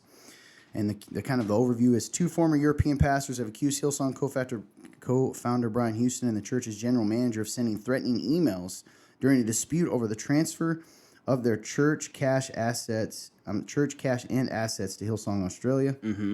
The key points from this article are: 7.30 investigation has found that Hillsong expanded its property portfolio partly by taking financial control over other churches. Hillsong also keeps some of its Australian assets separate from church activities using a web of interlinked charities and trusts, and that Hillsong boasts more than 120 churches across 30 countries. And the 2 European pastors are Zenya and Vera Kasevich, who led the congregations of Hillsong Kiev and Hillsong Moscow for 2 decades. Interesting, Yes. because we're talking about Ukraine and Russia here, and 2 churches there. Very interesting, yeah. And so they have spoken for the first time about the circumstance behind their sudden departure from the megachurch. I don't know if you want to go on and kind of explain, like, get the highlights here. Yeah, so essentially they started as a independent church, in Florida. Wait, what? Yeah. The one they started in Florida? Yeah. I think you might get that wrong, because where is it saying that? Because now there is a church in Florida. This is the one that was from Moscow, because they just got U.S. citizenship not long ago. Okay, maybe I didn't. Yeah, maybe I so didn't I'll misread use this one. That's not something. your My fault. bad. There's a lot here, guys. Trust me, so I get it.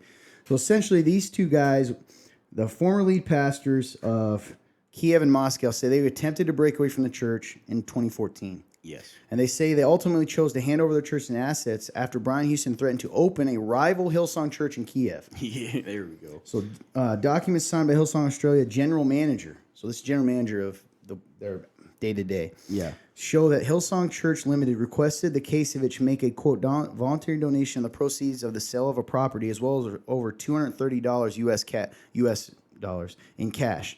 And, quote, Zenya says, I was in an impossible situation. No matter what decision you make, you lose. At the time, the Kaseviches were planning to immigrate to the United States. We're in the process of applying for U.S. residency. Hillsong had agreed to assist them in dealing with U.S. immigration. In one email obtained by 7.30, which is this organization, this media, George Agajanian, who is, remember, that George guy, we'll just call him George, is the Hillsong Australia general manager. He, in an email obtained by them, this George guy writes that he can, quote, make things very difficult, quote, for them, end quote, for them, quote, with the American authorities. So essentially threatening them that he can affect their ability to get U.S. citizenship. And in another email, Brian Houston warns that Vera and Zenya Kasevich, quote, have a lot to fear, end quote, and that his general manager, quote, has a lot of useful information for the general embassy about the U.S. embassy about the former Hillsong Kiev pastors, end quote. Vera Kasevich, from her viewpoint, said, basically, Brian Houston said, this church is mine. I will make your life small. I will squash it. That's their view of it. But Brian Houston himself actually told 730 in an email that the Kasevich's account of the takeover of Hillsong Kiev and Moscow were a, quote, complete fantasy, and he made no threats. The Kaseviches said they were finally free to speak about their ordeal because of their U.S. residency had been secured, and they no longer felt intimidated by Hillsong's Australian leaders. Insane, man. And he had said, we were quiet for 8 years, and now we're safe. And he said the aim of the takeover by the Church of Sydney office was, quote, to get the assets of Hillsong Ukraine into their own hands. It's nuts. So I think what's troubling about that is it appears to be that they have the emails in which it shows them threatening them. Yes. And that part, I mean, we're not looking at those exact emails, but they say they have them, and that's pretty bad. You're threatening someone's ability to get their dream. Literally get access to, like, be a citizen of a different country. Like, that's insane. It's hard to deny all the various things that are coming out, man. That this stuff wasn't happening. You know, that power. But again, we don't know all the details. Right. It surely doesn't look good on paper. No. And honestly, I don't know. I was just thinking through like this next part about the growing property empire. Yeah. I don't even. Do you really think that's even as bad like as they really make it out? No, to I be? mean, essentially, they made a lot of money, is what we're trying to tell you. A lot of Yeah. money from when they merged with churches. Sometimes they would sell some of the properties and get a lot of money. Yeah, and like to me, that's not even a terrible thing. Like I think, Well, we just don't know all the details. sure, But I can tell you this: there was a ton of money coming. a lot. I mean, like they millions were of dollars per millions and millions. transaction. You know, one of the ones that was really bad, that looks bad to me on paper, is in 2013-14, 2 churches in Victoria, Australia decided to merge with Hillsong with 3 properties transferred to them, and one of the properties repurposed as a luxury rental. The luxury rental thing is a little odd. I mean, I guess to make money, but Yeah. Hey, folks, sorry for that weird cutout. We actually ran out of recording time, so something that usually never happens. But, man, it's been such a big episode. So I also want to apologize for my weirdness because I was, from just a few seconds ago, because in my head, I kind of, like I knew we were running out of time. I just didn't know exactly when, so I wasn't talking as much. And, like, I was being weird and I was like not saying hardly anything because I was trying to I was kind of freaking out because oh god, we're running out of recording time. So I apologize for the weirdness and just thank you so much for sticking around. I know it's a long episode, so if you're still here listening, you guys are freaking awesome. So thank you for sticking around. and I hope that this shows you just how professional we are.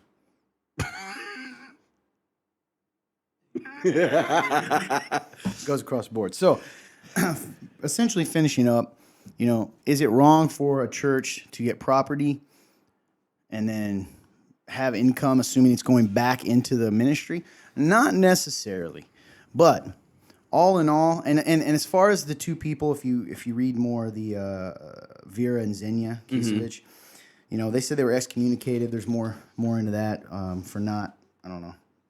They were asked to sign a non-disclosure agreement, blah, blah, blah, which required them never attend any service. We don't really know the whole story. So I guess for me, sometimes it's hard for me to jump on the bandwagon of hey, this church is evil because Right. Brian Houston may have failed in these other areas. We don't know the details of this specific issue. Sometimes it puts a church in a tough spot too. Let's say that, and I'm not saying it's true. Let's say Xenia and Vera did something wrong, and so they Right. were told hey, you need to leave. Well, or maybe it wasn't something one-time thing. Maybe it was like continual pattern of, I don't know, I guess insubordination or not following the elders. I don't know. Right. All I'm saying is, yeah, on paper this looks bad, and it is. And listen, I will say this much. This is not a Hillsong thing. And I've wrestled with this for a long time. There are churches out there that have a lot of money here in America that are not Hillsong. There's some in this community. And, okay, I'll talk about one from my hometown. I remember one time driving through my hometown, this big church, and there were there was like 12 flagpoles, huge flagpoles with I'm sure it wasn't real gold, but fancy flagpoles with flags fluttering for standing for all the countries they're in, I think. Okay. Which is cool.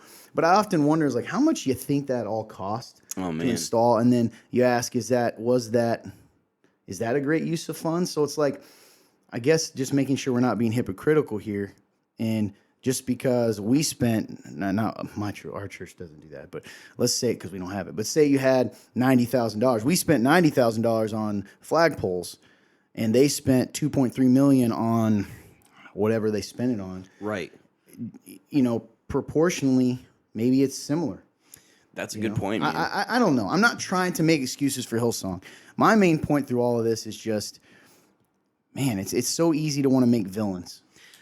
You know what I mean? Exactly. That was my train of thought was when the mistakes come out and the mistakes start piling up, I'm sure it's really easy to just start looking at all of it as just so bad. And, Yeah. it's it makes sense. Like you said, naturally as flawed, sinful humans, I feel like we just try to make a villain out of so many people, man. And Yeah.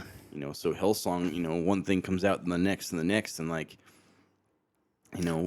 it's just hard, man. Well, people are going to want to get on the bandwagon, too, and get their 15 minutes of fame, Right. If you have a story about Hillsong and all of a sudden it's become a big deal, you can even make money selling your story to someone. So, wild. Huh? It's wild. So, listen, I guess, for the others out there, I'm not saying these accusations aren't serious. I'm not saying that some of these things aren't wrong. Okay, I guess I'll bluntly say it. That's the money thing. yeah, it doesn't look good, and it makes you wonder what they need it all for. But at the same time, I always think about local, here in America and what we spend money on as churches sometimes. And Yeah. and as far as the other stuff, yeah, I mean, it's a mess. And I guess what we got to ask is, what can we learn from this? Us in this as individual Christians, as members of churches, what can we learn from this? Man. Or what do we take from it, maybe? Yeah. So I guess what has it done to you? Like, what have you been thinking of, as the last few days? Clearly, I'm wearing a different shirt, so we're on par. If you're watching the video, so we're on, we've had to reconvene on different days, but so this has been a long time. It has, man, and like A definitely long episode. And like I would say just over the time that we've recorded this, like I think one thing that keeps I feel like there's been like two key things that have popped in my head over and over again as I think about this, and it's like, first off, like just the consequences of sin, and like like it sucks, but like there is consequences to like your actions here, and like when you do something sinful, man, like it just shows, and like.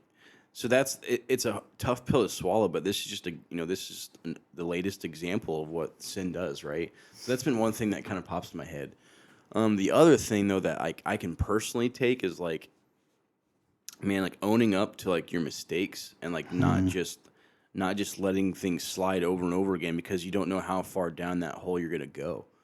It makes me think of like just taking like the Carl Lentz situation for example. Like if that guy would have truly like.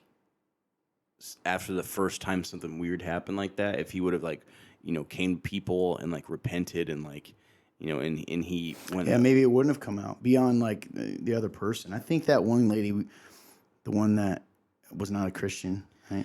At least even outwardly. Yeah. That she was gonna say it regardless. Yep. And there's.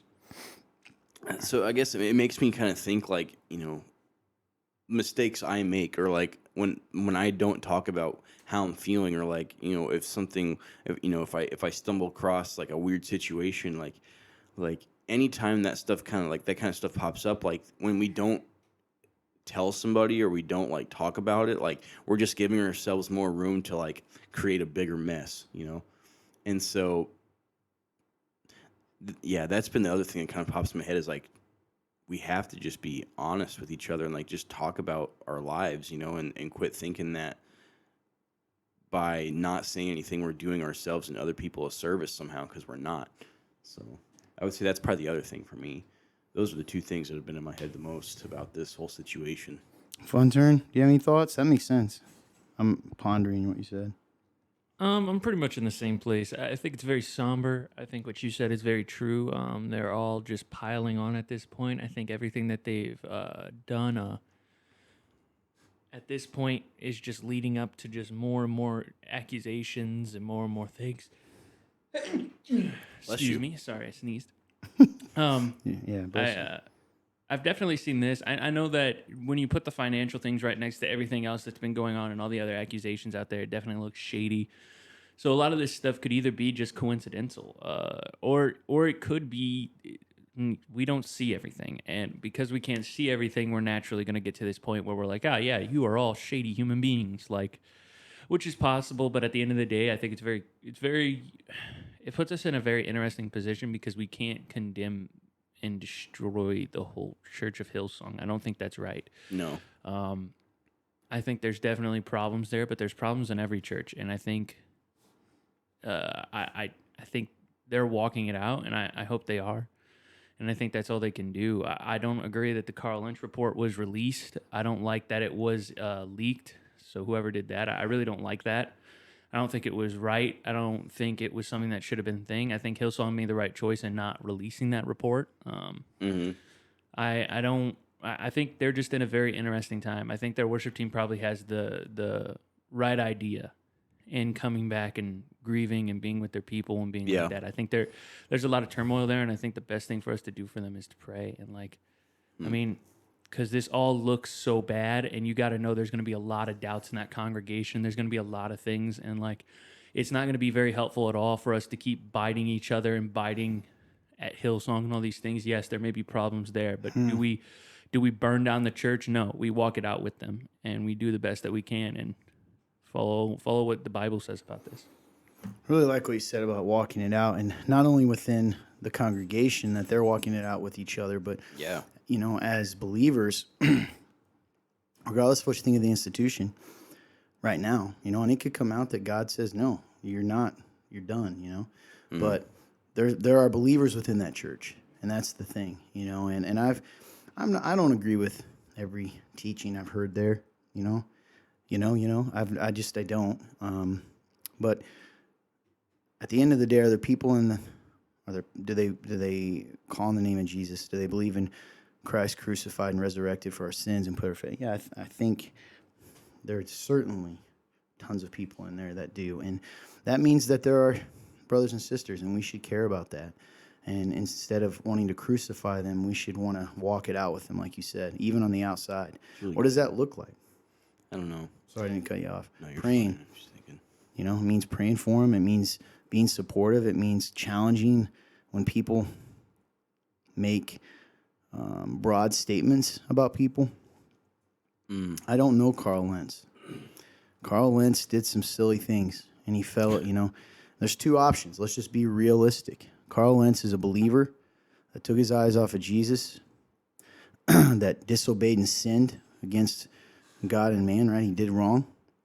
But that's still God's son, and God is going to, restore him in some capacity because he's going to work out all things for the good of those who believe according to his purposes.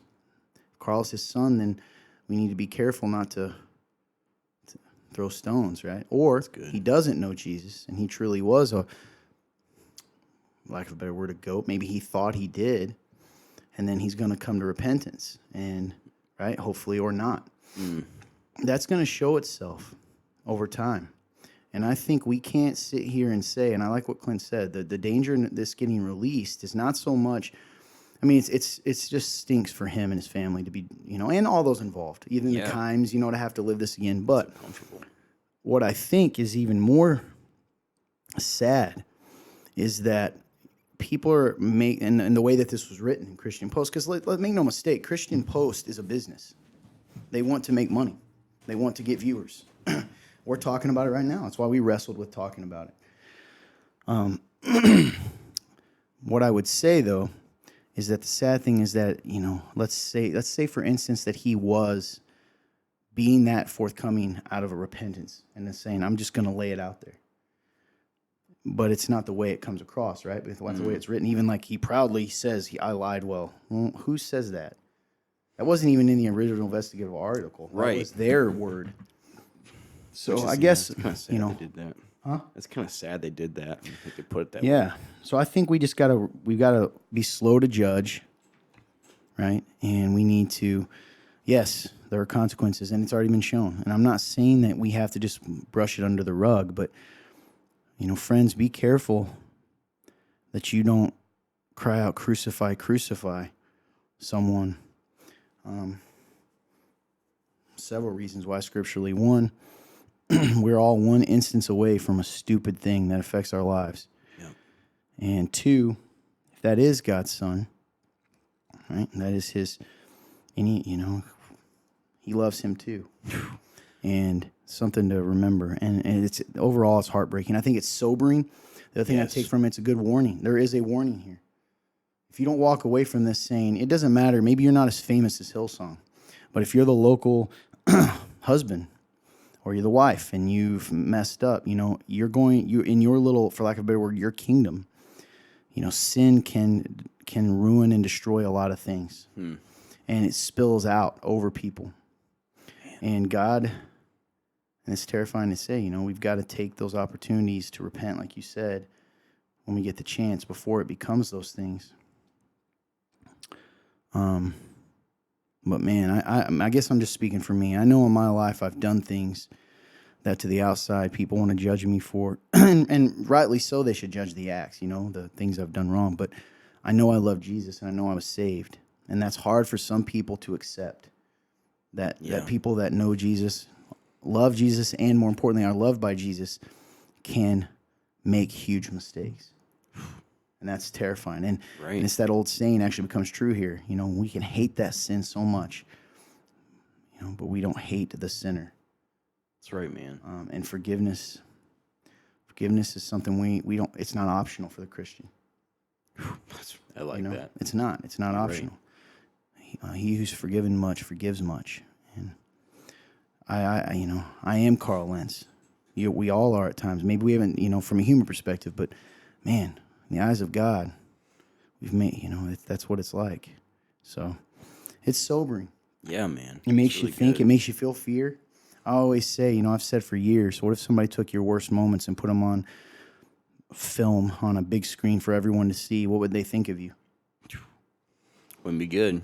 And I'm talking even post-Christ. Everybody's like, oh, in my old days. I'm like, come on, man. You got stuff right now in your life that if it was put on the big screen and that's all it was, let's say it was sent to someone in a different state that doesn't know you, they're gonna make a conclusion about who you are and your character Yep. based on that act. All right? That is so. That's just sobering, one man. act. Imagine Really if it was is. multiple. So Yeah, dude. yeah, and I think you mentioned this earlier, but the other thing is just, gosh, the devastating effects of sin. Sin is just, we so often think that God is holding out on us, that he tells us not to do things because he doesn't want us to have fun Yep. or to enjoy ourselves or whatever. And it's always to protect us, and you see it, Dude, yeah, it's so evident, like, because you see the aftermath of these kinds of situations, and every time you go, man, it's just devastating. And like he told us not to do the things that we do. I don't know, man. That's really good, dude. And like, it reminds me of, I was listening, what you guys talked about with like, don't crucify, don't be yelling, crucify him, like about the Carlin situation, for example. Yeah.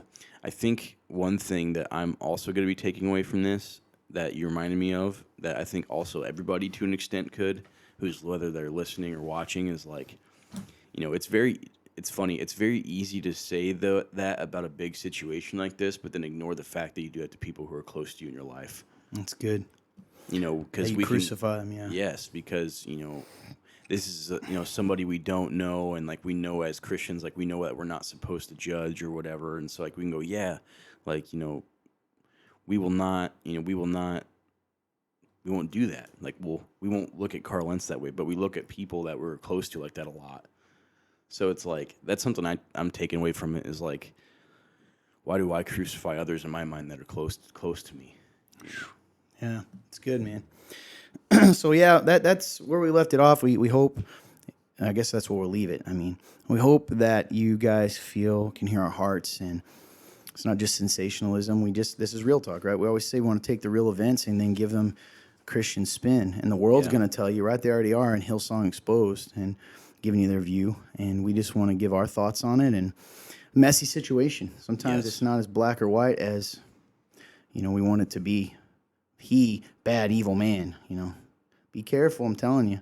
I remember telling someone one time who was so cruel to me in the midst of, my journey back.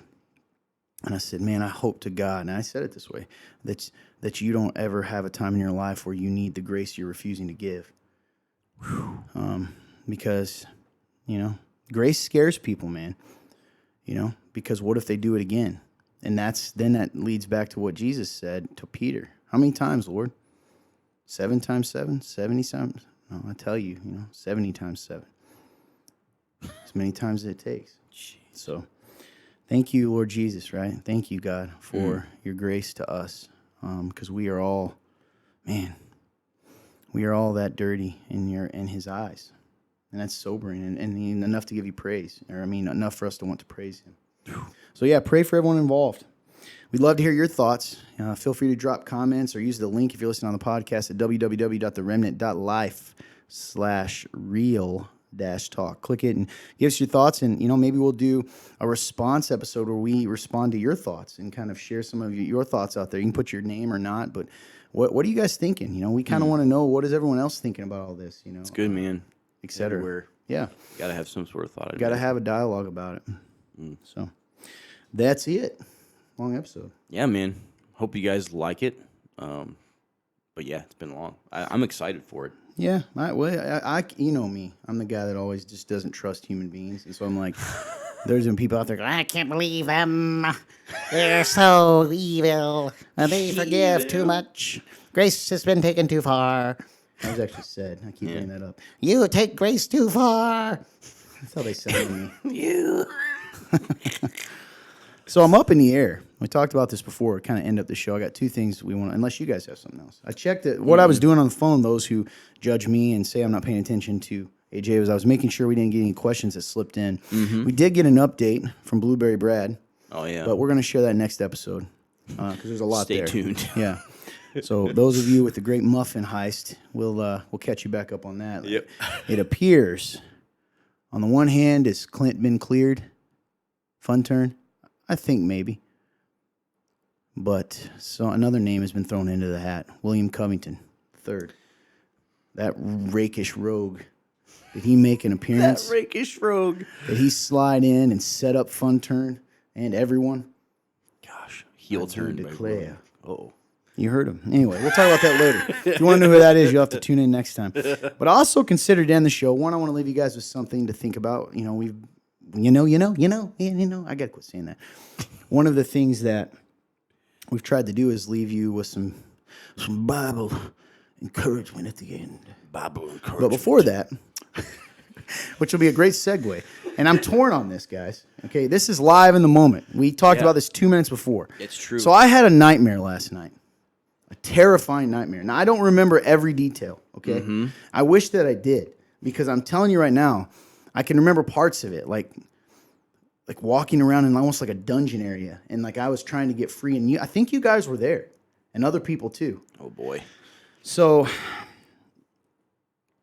But I remember specifically the part that terrified me the most. Oh, no. Now I will tell you.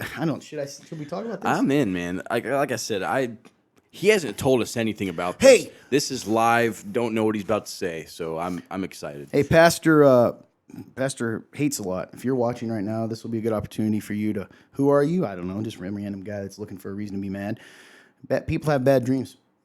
Yes. People have bad dreams. Just want to say that it doesn't have to be anything more than a bad dream. You know. People have bad dreams. He's talking about evil. He's talking about evil. What are we going to do? Oh, crucify him. He had a bad dream. It means his spiritual health is in danger. It's in danger. He is not. Could have been the peanut butter I had last night. You know, whatever. Anyway. That was awesome. That is a strange part of the episode. I love it. So, you guys want to hear it? Should I I tell do. you? I want to hear it. It legit is creepy. I'm in. So, here's what I remember, okay? I should have wrote, now before I tell you guys, Fun Turn's not paying any attention. I'm looking right at his eyes. He's not even looking now. Look at him. Now he just did. I know you're not paying attention, Fun Turn. Anyway, he wasn't. You should have seen his face. So I want to tell you guys how scared I was. Okay. I told you guys. So I was scared enough that when I had this dream, I got up and I was. This is not me typical. I'm a grown man. Okay, you know, consider myself somewhat tough. You know, I'm willing to like face. I'd probably wrestle an alligator. Right. Okay, that would be dumb, but I mean the fear. Sure. And I was scared of the dark, and I went to the kitchen to grab myself.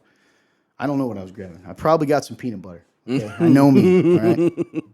So I turned the light on, and it was terrifying already. And I was so nervous, or like feeling it. You know what I mean? Yeah. That I felt like something was like that feeling, something watching you. That I left the light on because I did not want to turn the light off on the walk back to my bed. So I left it on. Yeah. And I admit that. Okay, grown man's admitting that right now to you, to all of you. Then I got to back up because I'm probably making it.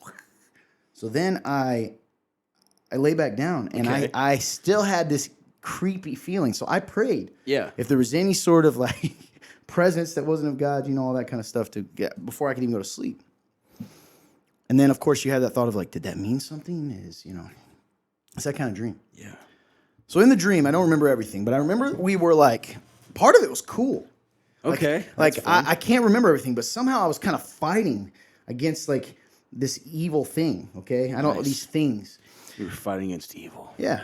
So in some capacity, I don't remember everything. So there was this Think of old school jail cell where there's like the bars or a Okay. dungeon. We're like in a basement and somehow we're trapped. And there is this dog. Okay. And this dog looked like, have you ever seen a Staffordshire Terrier? Or like, you know those massive pit bulls they're selling lately? Okay. Like the ones like Hulk, the ones that Yeah. are like they're massive. They're Okay. giant, Wait, yeah. And they this dog had its ears cropped too. Okay, so it's a big and it was brown. Okay. And had these ears, and I somehow knew this thing was evil, okay? And I knew it wasn't just a dog. Okay. Now, here's the part where it's hazy. There were two other entities, and I say entities for a reason, around or interacting, and I knew they were there. Yeah. Okay? And it was something like Hades and like Ares, some kind of Greek thing. I think. I don't remember. This part's fishy, kind Okay. of fuzzy. I get it. So I grab this creature, this dog, and I grab him by the dude. This is where it gets a little violent. Okay. Okay, I grab this dog because I'm grabbing him, and somehow that made like the dungeon door kind of go up. So like we were able to kind of start crawling out. But I was laying down side by side, like wrestling this thing on the ground, and I have his head, and he's got like glowing red eyes. And I said, "What's your name? Who are?" And I start beating his head. I'm beating the dog's head. My goodness, And he goes, "Dude, this is the Oh, part that's gonna man. creep you out." He goes, "How did he say it? How did this thing say it?" The dog spoke, Oh man. I have chills. Yeah, and it said something to the effect of, "I have many names." Yeah, and he goes, "Which name do you want?" And then I kept beating it because it wouldn't give me names. And I was like, "Quit playing your game!" And just start pummeling this dog, right? Wow. And eventually he goes, "But you can just call me Death." Yeah, dude. Just beating up death right now. But it wasn't death, bro. I knew that in the dream. Oh man. Like he was essentially threatening. It was threatening me, kind of. You know what I'm saying? Like, or like threatening or whatever. But here's the weird part. Then it got like I beat its brain to a dude. I beat this thing bloody. Yeah. Like it was dead. Oh man. Then it started coming back to life. Oh, dude, this is so crazy. Yeah. Now the weird part is, once I was and this is where it gets even sort of creepy. And I'm remembering as I'm telling you is that I don't think he was against me. Like it was almost like this monster or whatever, right? Was like liked me, and it didn't want to kill me, Interesting. which makes it even kind of creepier. It's almost like he was just like this inevitable being. Like you couldn't. Oh, I mean, he was like, I was watching him in front of my eyes because I don't want to be vulgar, but like I beat it like skull in, Yeah. essentially. And it started to just essentially go, like, dude, it started moving with its face crushed in and like looking around, and then it started, yeah. And then so a couple more things happened. It didn't, but I woke up, but that's the scene I kept remembering. and dude, I don't know if he said death. He might have said, because I just know, I think he might have said, "You can call me Hades," or "You can call me that," something creepy like that. But the weirdest part was like, I can't give you a name because I've been called many names. Like it was just that line is so That creepy. was that makes my hair stand up. So anyway, creepy dream. But when I think about it, I think it had elements of that horror game, that playthrough that we watched. Remember where the thing came out of the vent? Yes. It was kind of like that, except I grabbed it and pulled it out. Oh man. Because earlier in the night, I'd been here with the guys, and I had watched this playthrough Yeah. of this game, right? And it wasn't like a horrible game. It was like in space, but there was this creature. Remember Right. that scene I'm talking about? Where it pops out of the bed Yeah, and goes so I flying away. think that's where it came from. But it's Interesting. weird that my mind made it like a dog. That is interesting. So you were downstairs waiting for this like death dog to come flying somewhere. I didn't mean to laugh so loud in your ears. You were just waiting for it to come out of nowhere. I was terrified, man. Wow. So That's insane. I legit was scared. That is uncomfortable. I wish I could remember the rest of it because here's the weird part. Some of it was cool. Because I woke up with adrenaline pumping, dude. Oh, that's the other thing. So when I woke up, I was like, I had been fighting, or this thing, or like, but there was stuff that happened after. That wasn't right when I woke up. And the dream, the weird part is the dream wasn't really that terrifying up to that point. It was kind of cool because we were doing, makes sense. Walking around the ship in that game, he's walking around trying to piece things together. I think we were walking around a house trying to piece things together. Interesting. So this whole game somehow just And influenced got this dream. changed. Yeah, I think. Wow, that's wild. But the creepy part is that line, right? I mean by me. That's terrifying. Yeah. That's like Legion. We are Legion. Yeah, but that's not it, all right? Don't bring that crap. So anyway, that was my scary dream last night. Oh, my Just figured I'd goodness. share with you. Yeah.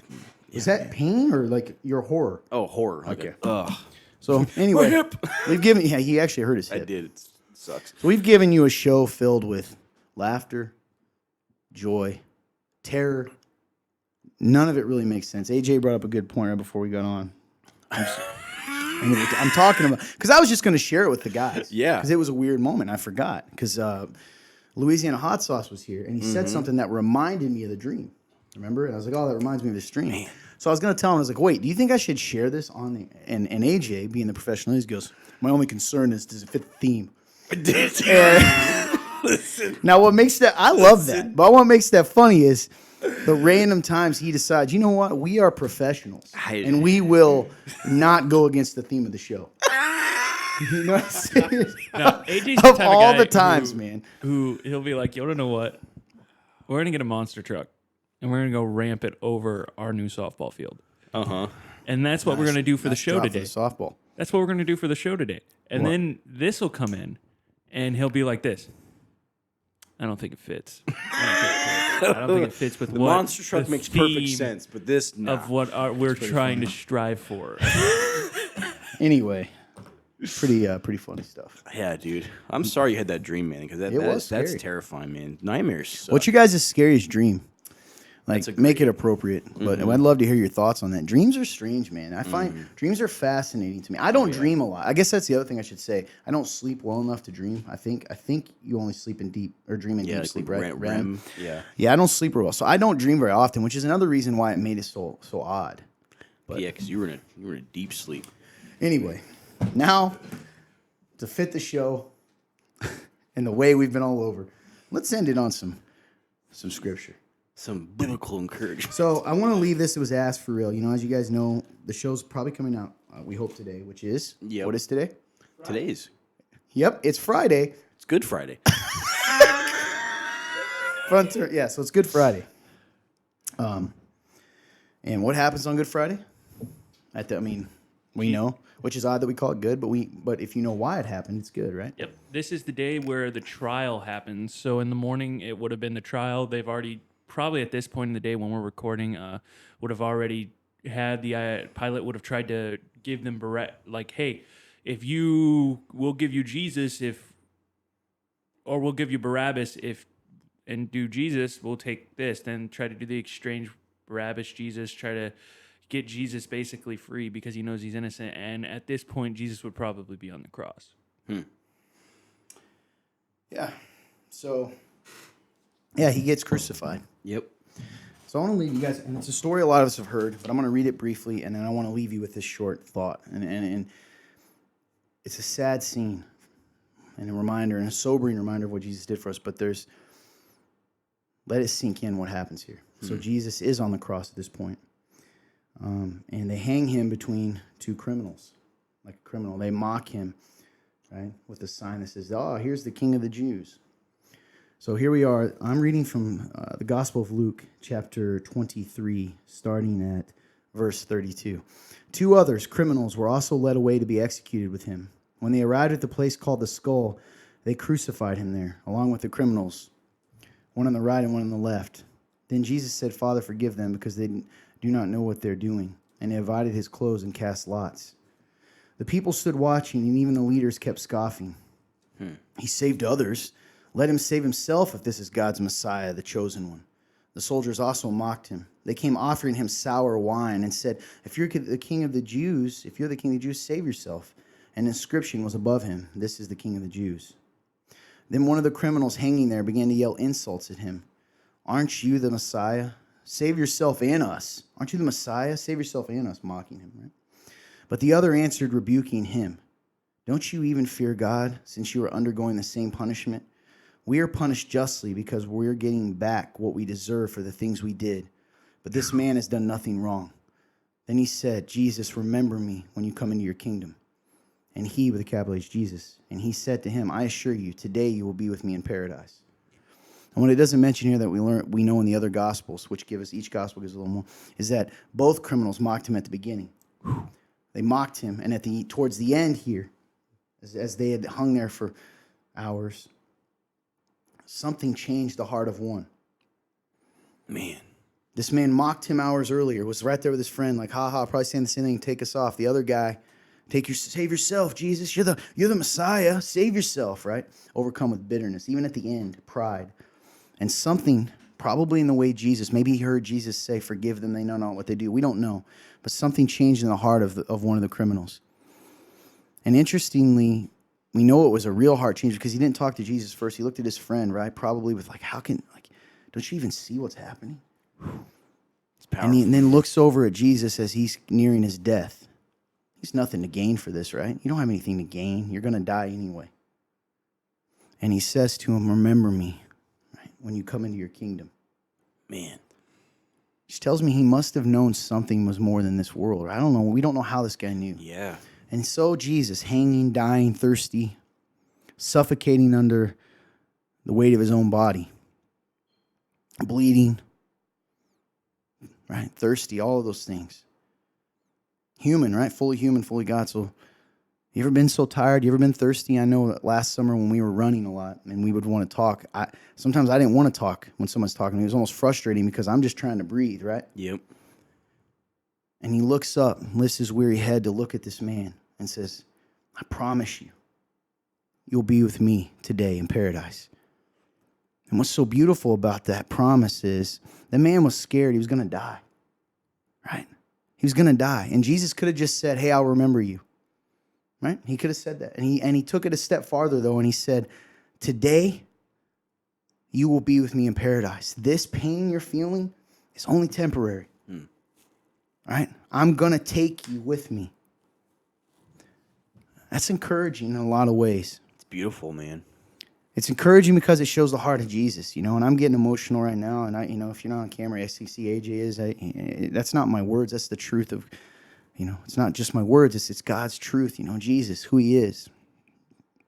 I guess I want to tell you this: if Jesus offers forgiveness to a man who mocked him hours earlier, right, who spit at him and cursed him when he was tired, right, and Jesus, when it would have been so easy to stay silent, when it would have been easy just to think, maybe even just look and smile at him and give him something where he didn't have to use energy, instead went above and beyond to not only assure him, right, to comfort him in his dying moments, right, to comfort him.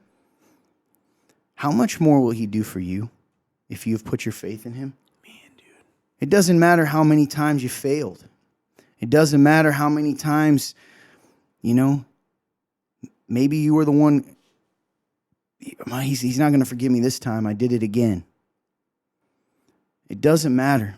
And it doesn't matter what the crowd says. Sometimes the crowd can make us think he doesn't want to forgive you, right? The crowd can make you think it's one time too many. What I encourage you to do is you got to listen to Him in His quiet voice, even when the crowd is screaming something different. That He loves you. He's never gonna let go of you. He promised that. Jesus Himself did. Gospel of John, I will never let go of one of these you've given to me, He says to the Father. If He'll comfort that guy, He offers you the same comfort, the same love, the same promise, the same assurance. Let that sink in today. Let His love, what Good Friday really is, let that be the Jesus that you know. Because here's the beautiful thing. When Jesus assured that man, it wasn't an empty promise, right? It was a fact, because this isn't where the story ends. Man. The story ends with Him rising, right? And even now seated at the right hand of the Father. And if you're listening today and you stumbled on this show, I don't care if it's years later from when we filmed it.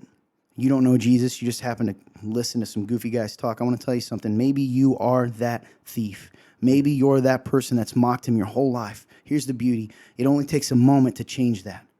It just takes one moment to change that. Because He's willing to offer you the same thing that He offered this man. Right? You can sin a million times. It just takes one moment of true repentance and putting your faith in Jesus Christ to say, remember me, forgive me, and He will do that. That's the promise we have in Christ. That's what makes Good Friday so good. Because Jesus Christ is the same yesterday, right? Today and tomorrow. And I hope you are encouraged by that today. Because it's the truth. So we'll leave you with that. I don't think there's really any need to leave any announcements, guys. Let this day mean something to you. Take a moment out of your day. If you're out there and you feel like that criminal, please reach out to us. You can do that anytime at www.theremnant.life/real-talk, REAL. You can email us, at contact, I think, at theremnant.life, or admin at theremnant.life, or even Todd at theremnant.life. I think you're still going? I think so. AJ at theremnant.life. But we want to be there for you. Want to pray with you. You're not alone. All right? It's a Good Friday. Let it be good. We hope you guys have a great day. All right? And God bless you.